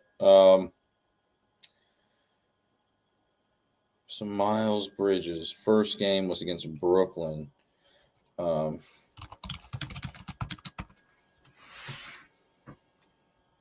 I just want to see what Brooklyn ranked in points in the paint last season, on how they defended against that. They ranked 19th.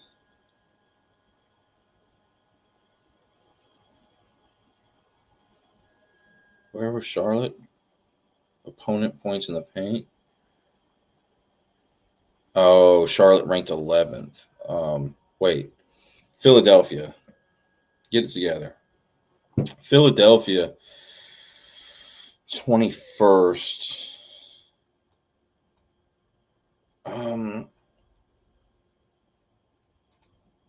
What was going on with that first game with Miles Bridges?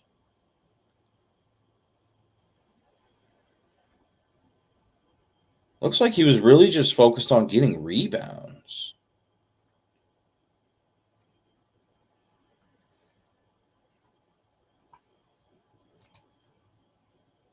And that may be, he may be needed to focus on that a little bit more today as well, with Embiid in there, What I don't want to see happen is Miles Bridges turn into this offensive powerhouse when if I take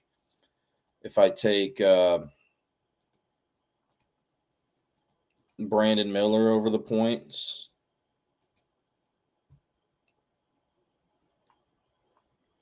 Or anybody on this Charlotte team. But I think Brandon Miller's points are low enough. His career history against the 76ers is good enough to consider him.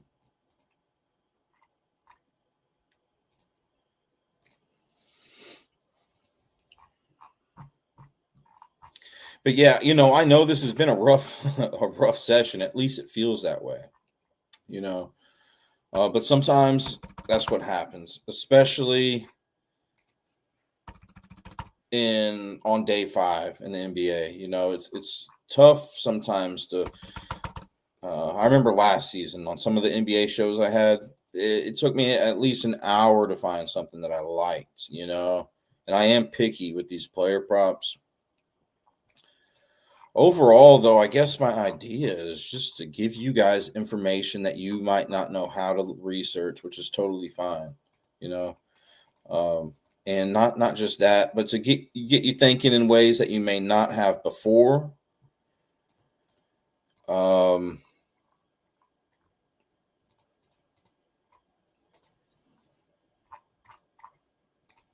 because I'm not necessarily here to just give you the pick, right? I'm trying to give you all these different things that I look at, or there's a lot of different ways to go about the sports betting thing. People can just get lucky and do parlays and not do any research, and that works sometimes too. You know, I've seen plenty of people that don't really know a whole lot about sports hit a parlay, but over the long run, I think if you know people are selective with what they choose. I mean, there's a reason why all the sports books are like, "Hey, come join this. We got a parlay boost for you today." Pushing the parlays, the commercials, parlay this, parlay that. And yeah, I mean, I get it, man. It's definitely appetizing whenever you see a 20 leg parlay turns your $5 into 20 grand. You're like, what? Yeah. And it happens sometimes. People do it. It's just very rare. And I'm just a type of person that would rather win off of skill and doing it this way and putting in hard work instead of just getting lucky because there's a bigger chance of sustained success doing it this way than doing it the lucky way. But I'm not dogging on you if you're into the parlays and stuff. I just kind of want to give you my outlook on that. Um, but yeah, as far as like predictions, and if you guys have any questions about player props, feel free to let me know. But as far as predictions, I like Chicago plus that 6.5. Oklahoma City versus Atlanta. I mean, Oklahoma City hasn't covered this year. We'll talk about that game here too with player props, but um, give me Atlanta to cover. Atlanta plus 6.5. Philadelphia minus 4.5. My favorite play on this slate. My second favorite play. Coming into this show, my favorite play was Chicago plus the 6.5. As I reevaluate, Philadelphia minus the 4.5. Oh, that's why I was leaning towards. Well, yeah, I think it overall just makes more sense too. Philadelphia. I legitimately think Philadelphia at home against this Charlotte team is in a better situation than Chicago on the road against Orlando, who's pretty good, and the Bulls are depleted right now. So I think Philadelphia makes the most sense. And I think the number one thing that leads me towards Philadelphia is that they've won their last 10 games against Charlotte. So maybe even, money line, if you're comfortable with that. Spreads can be a little tricky. And same with this Oklahoma City game. Like, just sometimes I feel like if I'm going to take a favorite that should win a game, like Oklahoma City against Atlanta, money line, sometimes you got to pay a price to go with the favorite. And sometimes that price has to be adjusting the spread lowering that spread, or taking that team money line. Now, with the Chiefs versus Raiders last weekend, it wasn't that way, right? I mean, but sometimes there is that price to pay. And it's been that way with Oklahoma City this season. They've been winning their games. They haven't covered. I know it's only been 2 games, but yeah, let's go look at that. SGA points. I mean, 33.5. I still think it's probably too low, to be honest with you. I was on SGA points first game, on him second game, went over both games. Here's another spot where I think he can go over. 33.5, man. I think the magic number is 35. If this line, I think last year his line was sometimes getting up to something ridiculous. And I don't think it's at that ridiculous part yet. I mean, 33.5. Atlanta ranked 22nd in points in the paint allowed per game last season. SGA ranked 6th best. Also, Jalen Williams. There's 2 Jalen Williams on this team, but Jalen is out again. Chet is questionable. Let's say Chet's in. I'm still cool with these points being right here. But if Chet's out, I like him even more. And the line is only going to go up if Chet's ultimately ruled out. So I think if you like Morant, or not Morant, but SGA points, I don't think they're going to necessarily get lower if Chet's ruled in. But I think they'll go up if Chet's ruled out.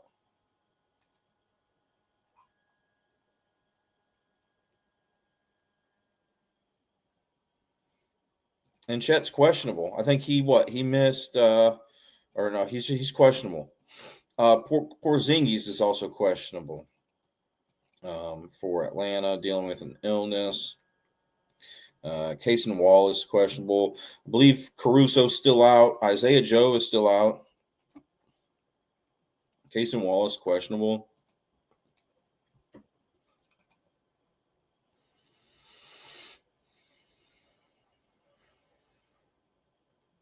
Yeah, if Chet gets ruled out, I mean, look, with Jalen Williams already being out, and if Chet were to miss this game, SGA might be forced to drop 50 plus tonight. They have this AJ Mitchell guy who I'm not too familiar with, but he's getting some good usage. I don't see any props available for him. But, Atlanta last season also ranked 28th in points allowed per game. Also, Atlanta just let the Raptors drop 130 something on their head. So points can be scored. Also, Trae Young, from my understanding, is not a good defender. I've talked to you guys about this crafted NBA list that they have, like worst defenders in the NBA. It takes me to craftednba.com. Now, I don't know why whenever I'm going to this page, it's okay, there we go. Trae Young ranks 8th worst on this list, 8th worst defenders. So that's something else that I like to look at too, guys, is like who should the opponent's primary defender be? And I used to target whoever's Trae Young is supposed to be guarding, target that guy. Trae Young, won't be surprised to see him have to defend SGA a little bit tonight. And he's ranked 8th worst on this worst defenders list here. And they have their own criteria on how they come up with their rating. If you want to look into that, I think it'd just be glossary here. Formula.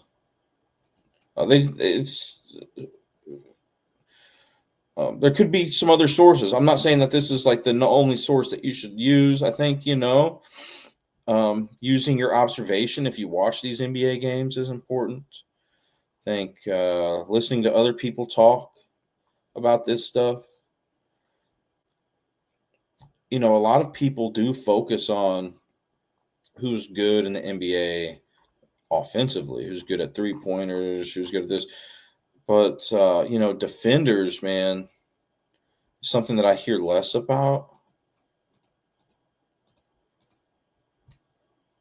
But I think it's really important to know who, I mean, people still talk about it, but I think it's really important to know who's good at defending and who's bad. Because if they're a very bad defender, that may be somebody that you're trying to target against.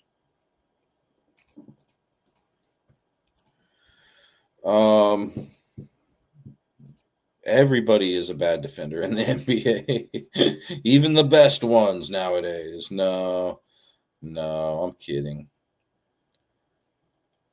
I mean, it felt like when I was growing up, though, there were maybe that was just different eras. It's not really fair to compare.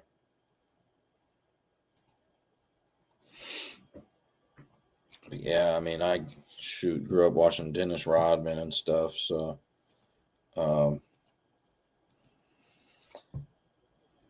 yeah, SGA points I think is definitely worth a look tonight. Again,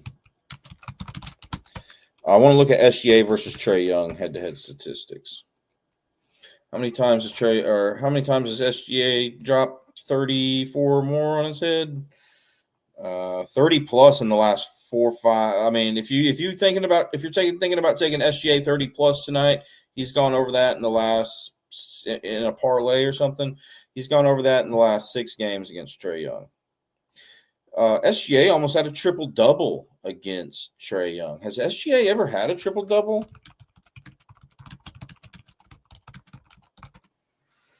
Two triple doubles in his career. One was against my Nuggets in 2021, but he was 1 assist away from a game in October 27th, 2024, against Trae Young getting triple double. But 34 plus points. Look, let's just go look at his most recent game against Trae Young. He had 31 points, and I'm gonna say that. And it was kind of a blowout. That's another thing that I learned about the Oklahoma City Thunder last year, too, guys, is sometimes you'll hear me, like with the Nuggets game earlier, I said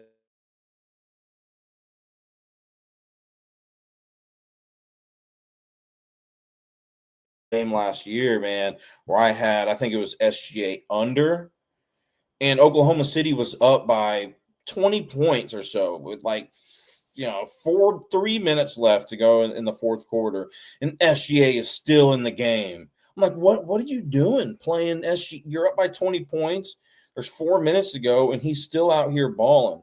So I almost feel like Oklahoma City is blowout proof, meaning I'm less concerned if Oklahoma City is up by 20 and these starting players come out of a game than some of the other teams in the NBA. But I'm looking at SGA. Yeah, Jalen Williams was in that game, right? I mean, Cason Wallace, who's questionable. Isaiah Joe was in that game. So, I mean, yes, I like SGA points tonight over that 33.5. Give me 35 plus. If you do want to take it more on the safe side, or not at all. That's up to you for sure. But maybe you found some information that makes you absolutely hate it, absolutely dislike it tonight. But I 30 plus. He's gone over that in his last 6 games against Trae Young, and then Atlanta points per game allowed to point guards last season, they were about average. Okay. What about Trae Young points? How many times has he gone over that against SGA?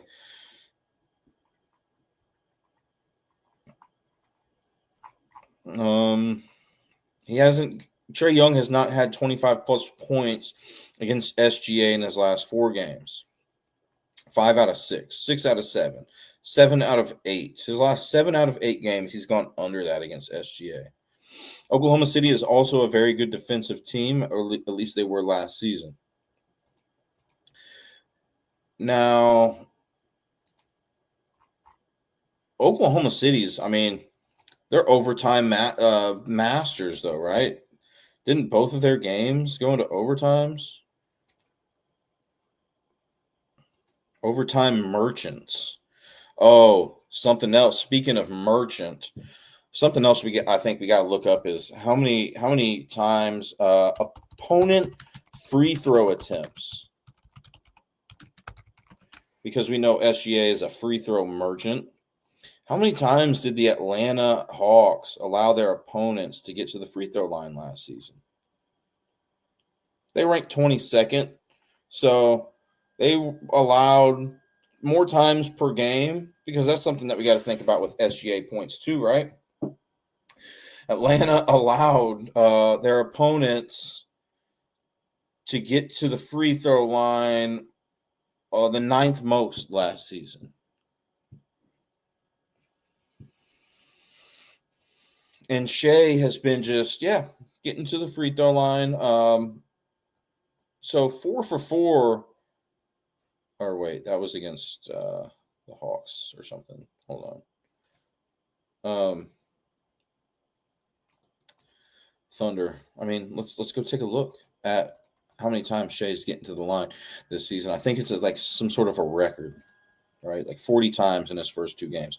23 for 26 at the line against Indiana.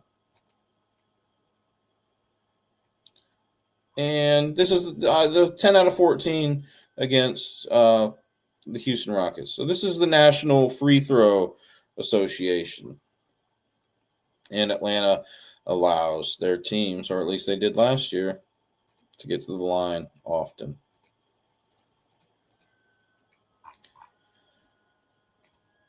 So that's definitely something that I think is beneficial. I think with player props, really, the easier a basket is, the better, right? What are the easiest baskets in basketball? Points in the paint and free throws.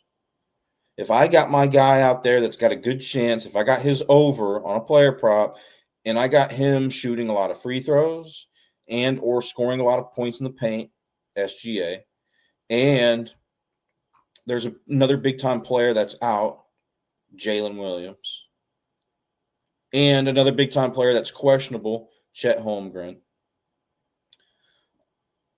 against a bad defensive team that just allowed the Raptors. Now, there's no shade to the Raptors, because I do think the Raptors are a pretty decent team.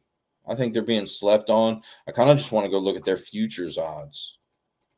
When you look at that Raptors team, I mean, you look at them, you're like, it's the Raptors. But, if you really look at their depth chart, I mean, Brandon Ingram, Emmanuel Quickly, Pirtle. Who else do they have, man? Scotty Barnes. I think they're a pretty decent team. And I think they were being slept on last year. I think they got off to such a bad start last season. They just couldn't get over that hump. But they're 40-1 to win the conference. I think that may be a little ambitious, winning the conference, but maybe a conference. How about this? How about get into the playoffs? Playoffs. What are their odds to make the playoffs? I'm just interested in this for a moment. Plus 100. I wonder what it was to begin the season. Probably not too far off from that. But anyways, back to Trae Young. So he's gone over. Not only has Trae Young went under that line in his last 6 out of 7 games against SGA, but he's only gone over that in his last 3 out of 10 games against Oklahoma City. I think something obviously that could increase Trae Young's likelihood to go over this point total is if Porzingis is ruled out again. And he's dealing with an illness, so I think there is a decent chance. I think there is a decent chance that Porzingis gets ruled out. But, they're really spreading the ball on this Atlanta team. It's not where it's like SGA and AJ Mitchell are the 2 guys carrying the workload and then some other guys. No. Trae Young so far this season, 27% usage, 26, Nickeil Alexander-Walker, Porzingis 26, Risa Shea 25.5%, Jalen Johnson 22.8%. So they're really spreading the ball around. And I can't tell you how many times last season, excuse me, I can't tell you how many times last season where I saw a big time Atlanta Hawks player end up getting ruled out. I think it was like Capella a lot, or no. I don't know who it was. I think it was maybe even just Jalen Johnson, right? I think it was Jalen Johnson who missed a lot of time last season, or seemed like he was out every other game. And, and then I was like, oh, I saw his usage, and I'm like, oh, dude, Trae Young. And Trae Young's line was set so low. I was like, oh yeah, this is a good spot.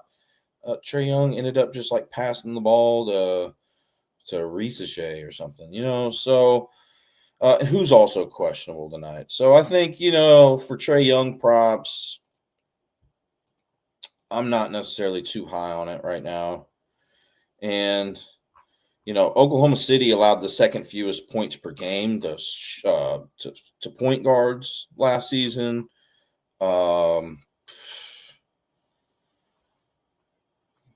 Golden State, or not Golden State. I'm looking at Oklahoma City, right?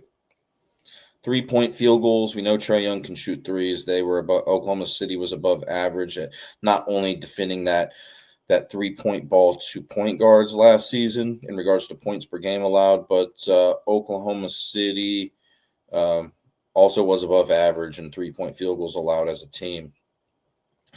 But within this Oklahoma City defense, that is where they were most vulnerable last season. That just tells you how good of a defense that they have or had, right? They ranked first in points in the paint per game allowed. They ranked first in fast break points allowed per game. So I think if Atlanta does hang around in this game, and if I'm the Atlanta Hawks, I'm trying to shoot 3-pointers against Oklahoma City tonight. That's how I'm going to try to beat them. And I'm trying to see if there was any specific position Oklahoma City was bad at defending in regards to 3 points allowed. And it's that small forward position who it'd be Risa Shea, which I don't know if he's a good 3-point shooter or not. But you probably do if you're tuning into the show or watching the show. But I'm going to find out. He is questionable. But I want to know how many 3-point field goals per game last season that he had. Well, this season, it's so nice to see Aaron Gordon at the top of this list right here. 10 for 11. Let's go, AG. Okay, enough about AG. I'm looking up Risa Shea. I'm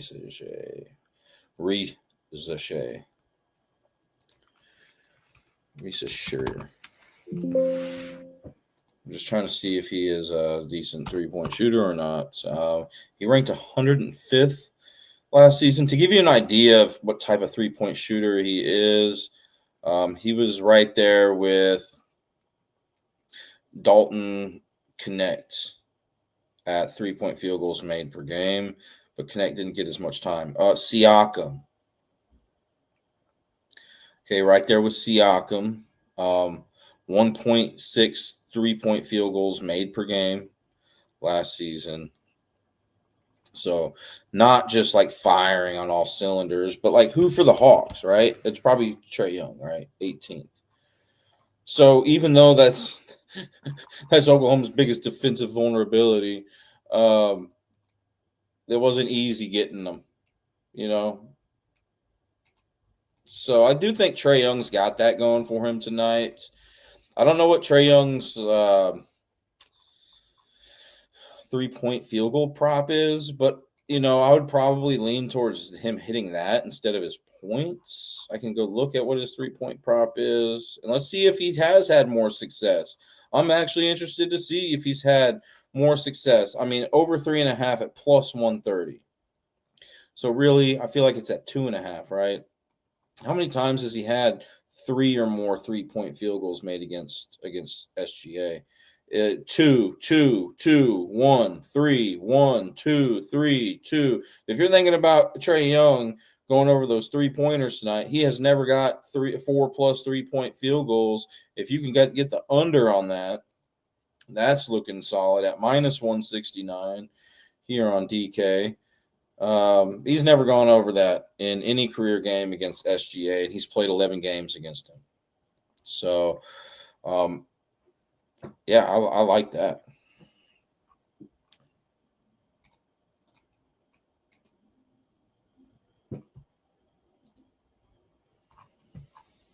What do you guys want to talk about? I probably won't be on here too much longer. Did I give a prediction for every game? Yeah. Memphis, Nuggets. I think that there's a better chance of. Which underdog do I not think covers today? Or which favorite do I not think covers today? Which big favorite? So really Denver or OKC, right? If I had to pick one that doesn't cover, I mean, I would probably say Oklahoma City. So Oklahoma City doesn't. Dealing with those injuries and questionable players. They have yet to cover this season.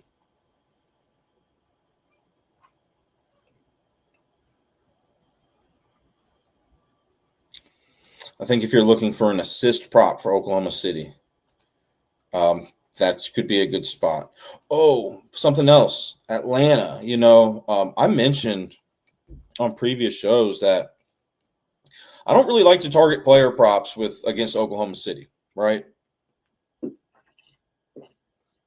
At least for the over, unless it's rebounds.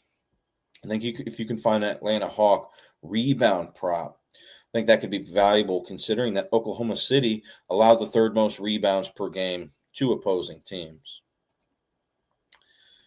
So, maybe Jalen Johnson. Once again, Porzingis is questionable.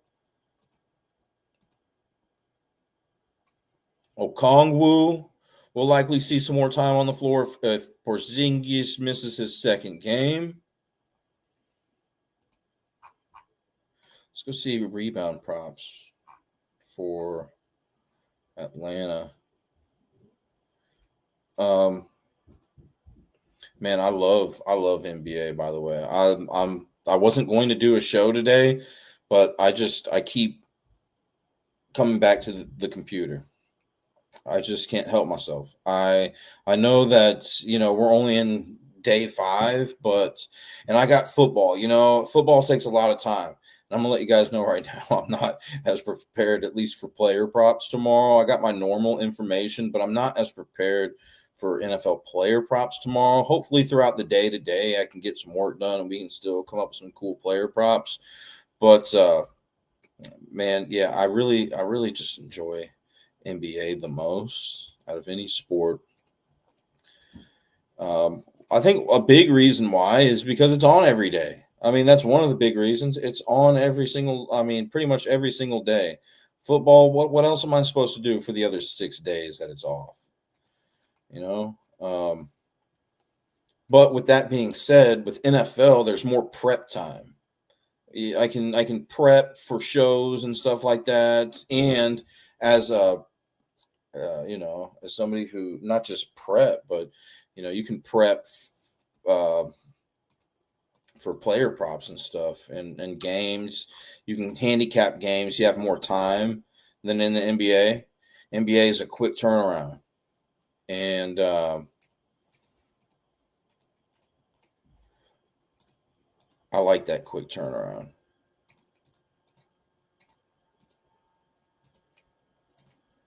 one has to think, am I more at an advantage as a bettor if I have a week to prepare for a game or a day? But the books have the same amount of time, but they have all sorts of fancy technology and stuff. So, I mean, and that's another thing about listening to these shows, right? Let's say that, I mean, I see, one person in here right now, but let's say that there's, you know, 1,000 people. We all can't play the same thing, So that's why I really try to get people to when they come on into these shows, like, have an idea of what you want to play, ask questions, or um, just don't blindly tail everything that I'm talking about. If I mention something that you like, though, that's really, what I hope for is like you come into the show, you like something, and I mentioned it. You might not even have to ask a question or make a comment, but I say something or mention something that you like, and you're like, oh, okay, cool. So,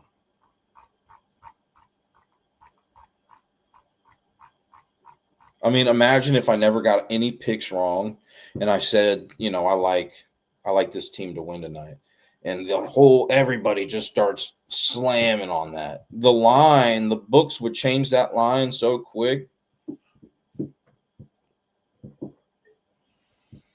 So this isn't necessarily for me to just give out picks, right? I used to sell picks. That's what that was for. This is more so for something else. Now don't get me wrong.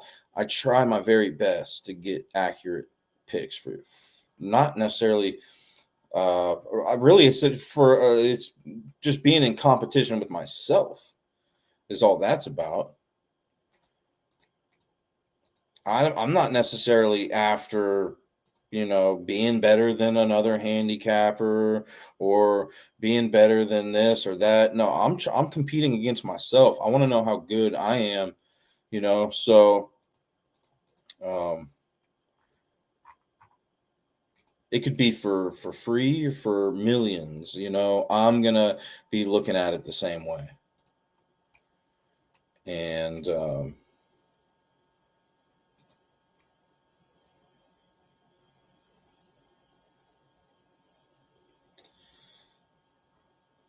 I'll just go through some defensive weaknesses, okay? And you can do what you want with that information. So with the Bulls, I already mentioned points in the paint allowed per game, very weak. Franz Wagner, very good, ranked eighth best in the league in that category last season. Bancaro, 29th. Um,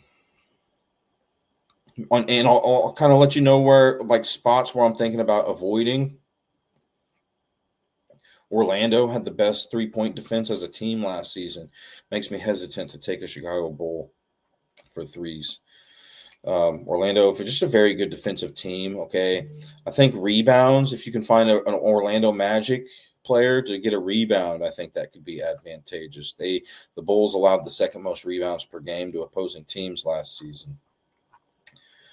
Let's see what else here. I'm just looking for big vulnerabilities or spots where I'm just like, very hesitant about. Um, Whoever is good for Atlanta in points in the paint and fast break points per game, I think has their hands full today against Oklahoma City. Atlanta was vulnerable to 3-pointers. I believe it was Dort, and I don't know if he's questionable or not for today. I know he has been questionable. Looks like he's going to be in. So Dort runs what? Like shooting guard, small forward. So Atlanta 3-point field goals allowed to shooting guards last season, allowed the fourth most. And they were pretty decent against small forwards. But yeah, if you find something on Dort, 3-pointers and or points or something like that, oh, he's listed as the small forward today.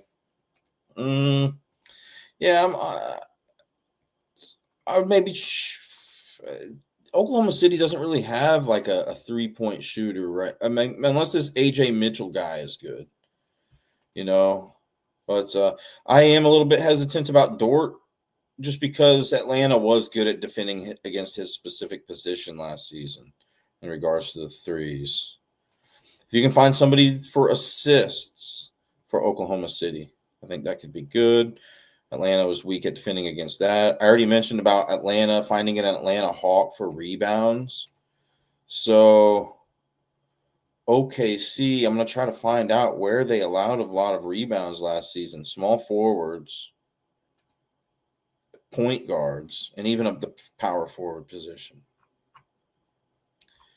I could be. That's where I would start with my player prop search if I were really looking for rebounds in that game. Points in the paint. Let me see here. Assists. If you like a Charlotte Hornet for assists, I kind of already touched on that earlier. Philadelphia ranked 24th in assists allowed per game last season. Philadelphia rebounds. Charlotte ranked 24th in rebounds allowed per game last season. The position Charlotte was vulnerable to last season in regards to assists allowed, they allowed the third most to centers, which Embiid, right? Embiid, and I don't know how much he's been assisting this season, but that I know he can pass the ball. He had 8 assists in this preseason game. Only had 2 against Boston in that season opener. But his points per 40 minutes was obviously, it was down last season. Looks like he's really been focusing on assists the last couple of years. I'd be looking at Embiid assist props. I think is definitely something worth looking into. It really just depends on that number, right?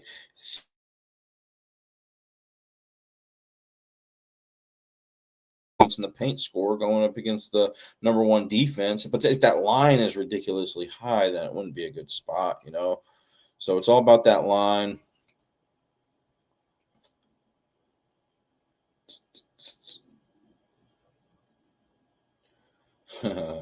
Kalkbrenner versus Embiid tonight.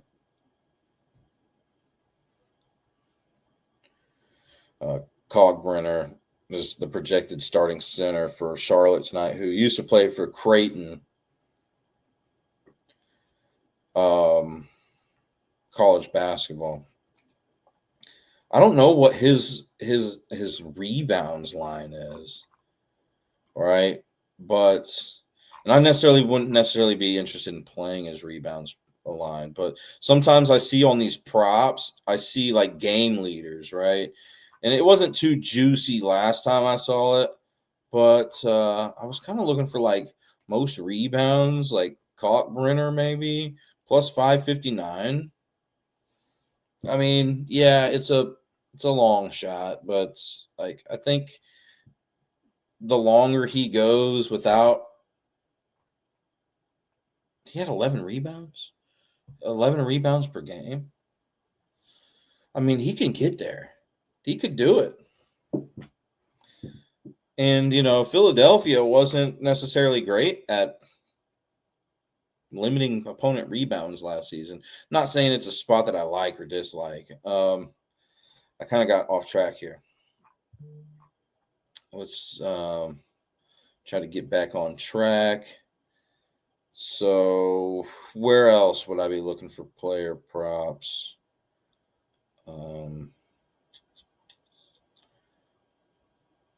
Indiana Pacer 3-point shooter. Memphis ranked 21st in 3-pointers allowed per game last season. I think somebody's going to have to make threes for Indiana with Halliburton being out. I already mentioned somebody earlier, though, that I didn't like because Memphis was good at defending against that specific position. But I think rebound props, Memphis, I already mentioned that. Memphis rebound props was worth looking into. Phoenix and or Denver Nuggets assist props, I think, are going to be good.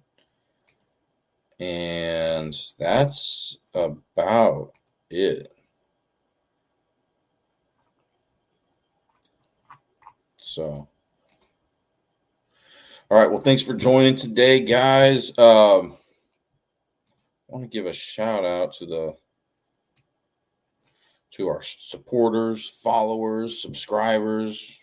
We couldn't do this without you guys.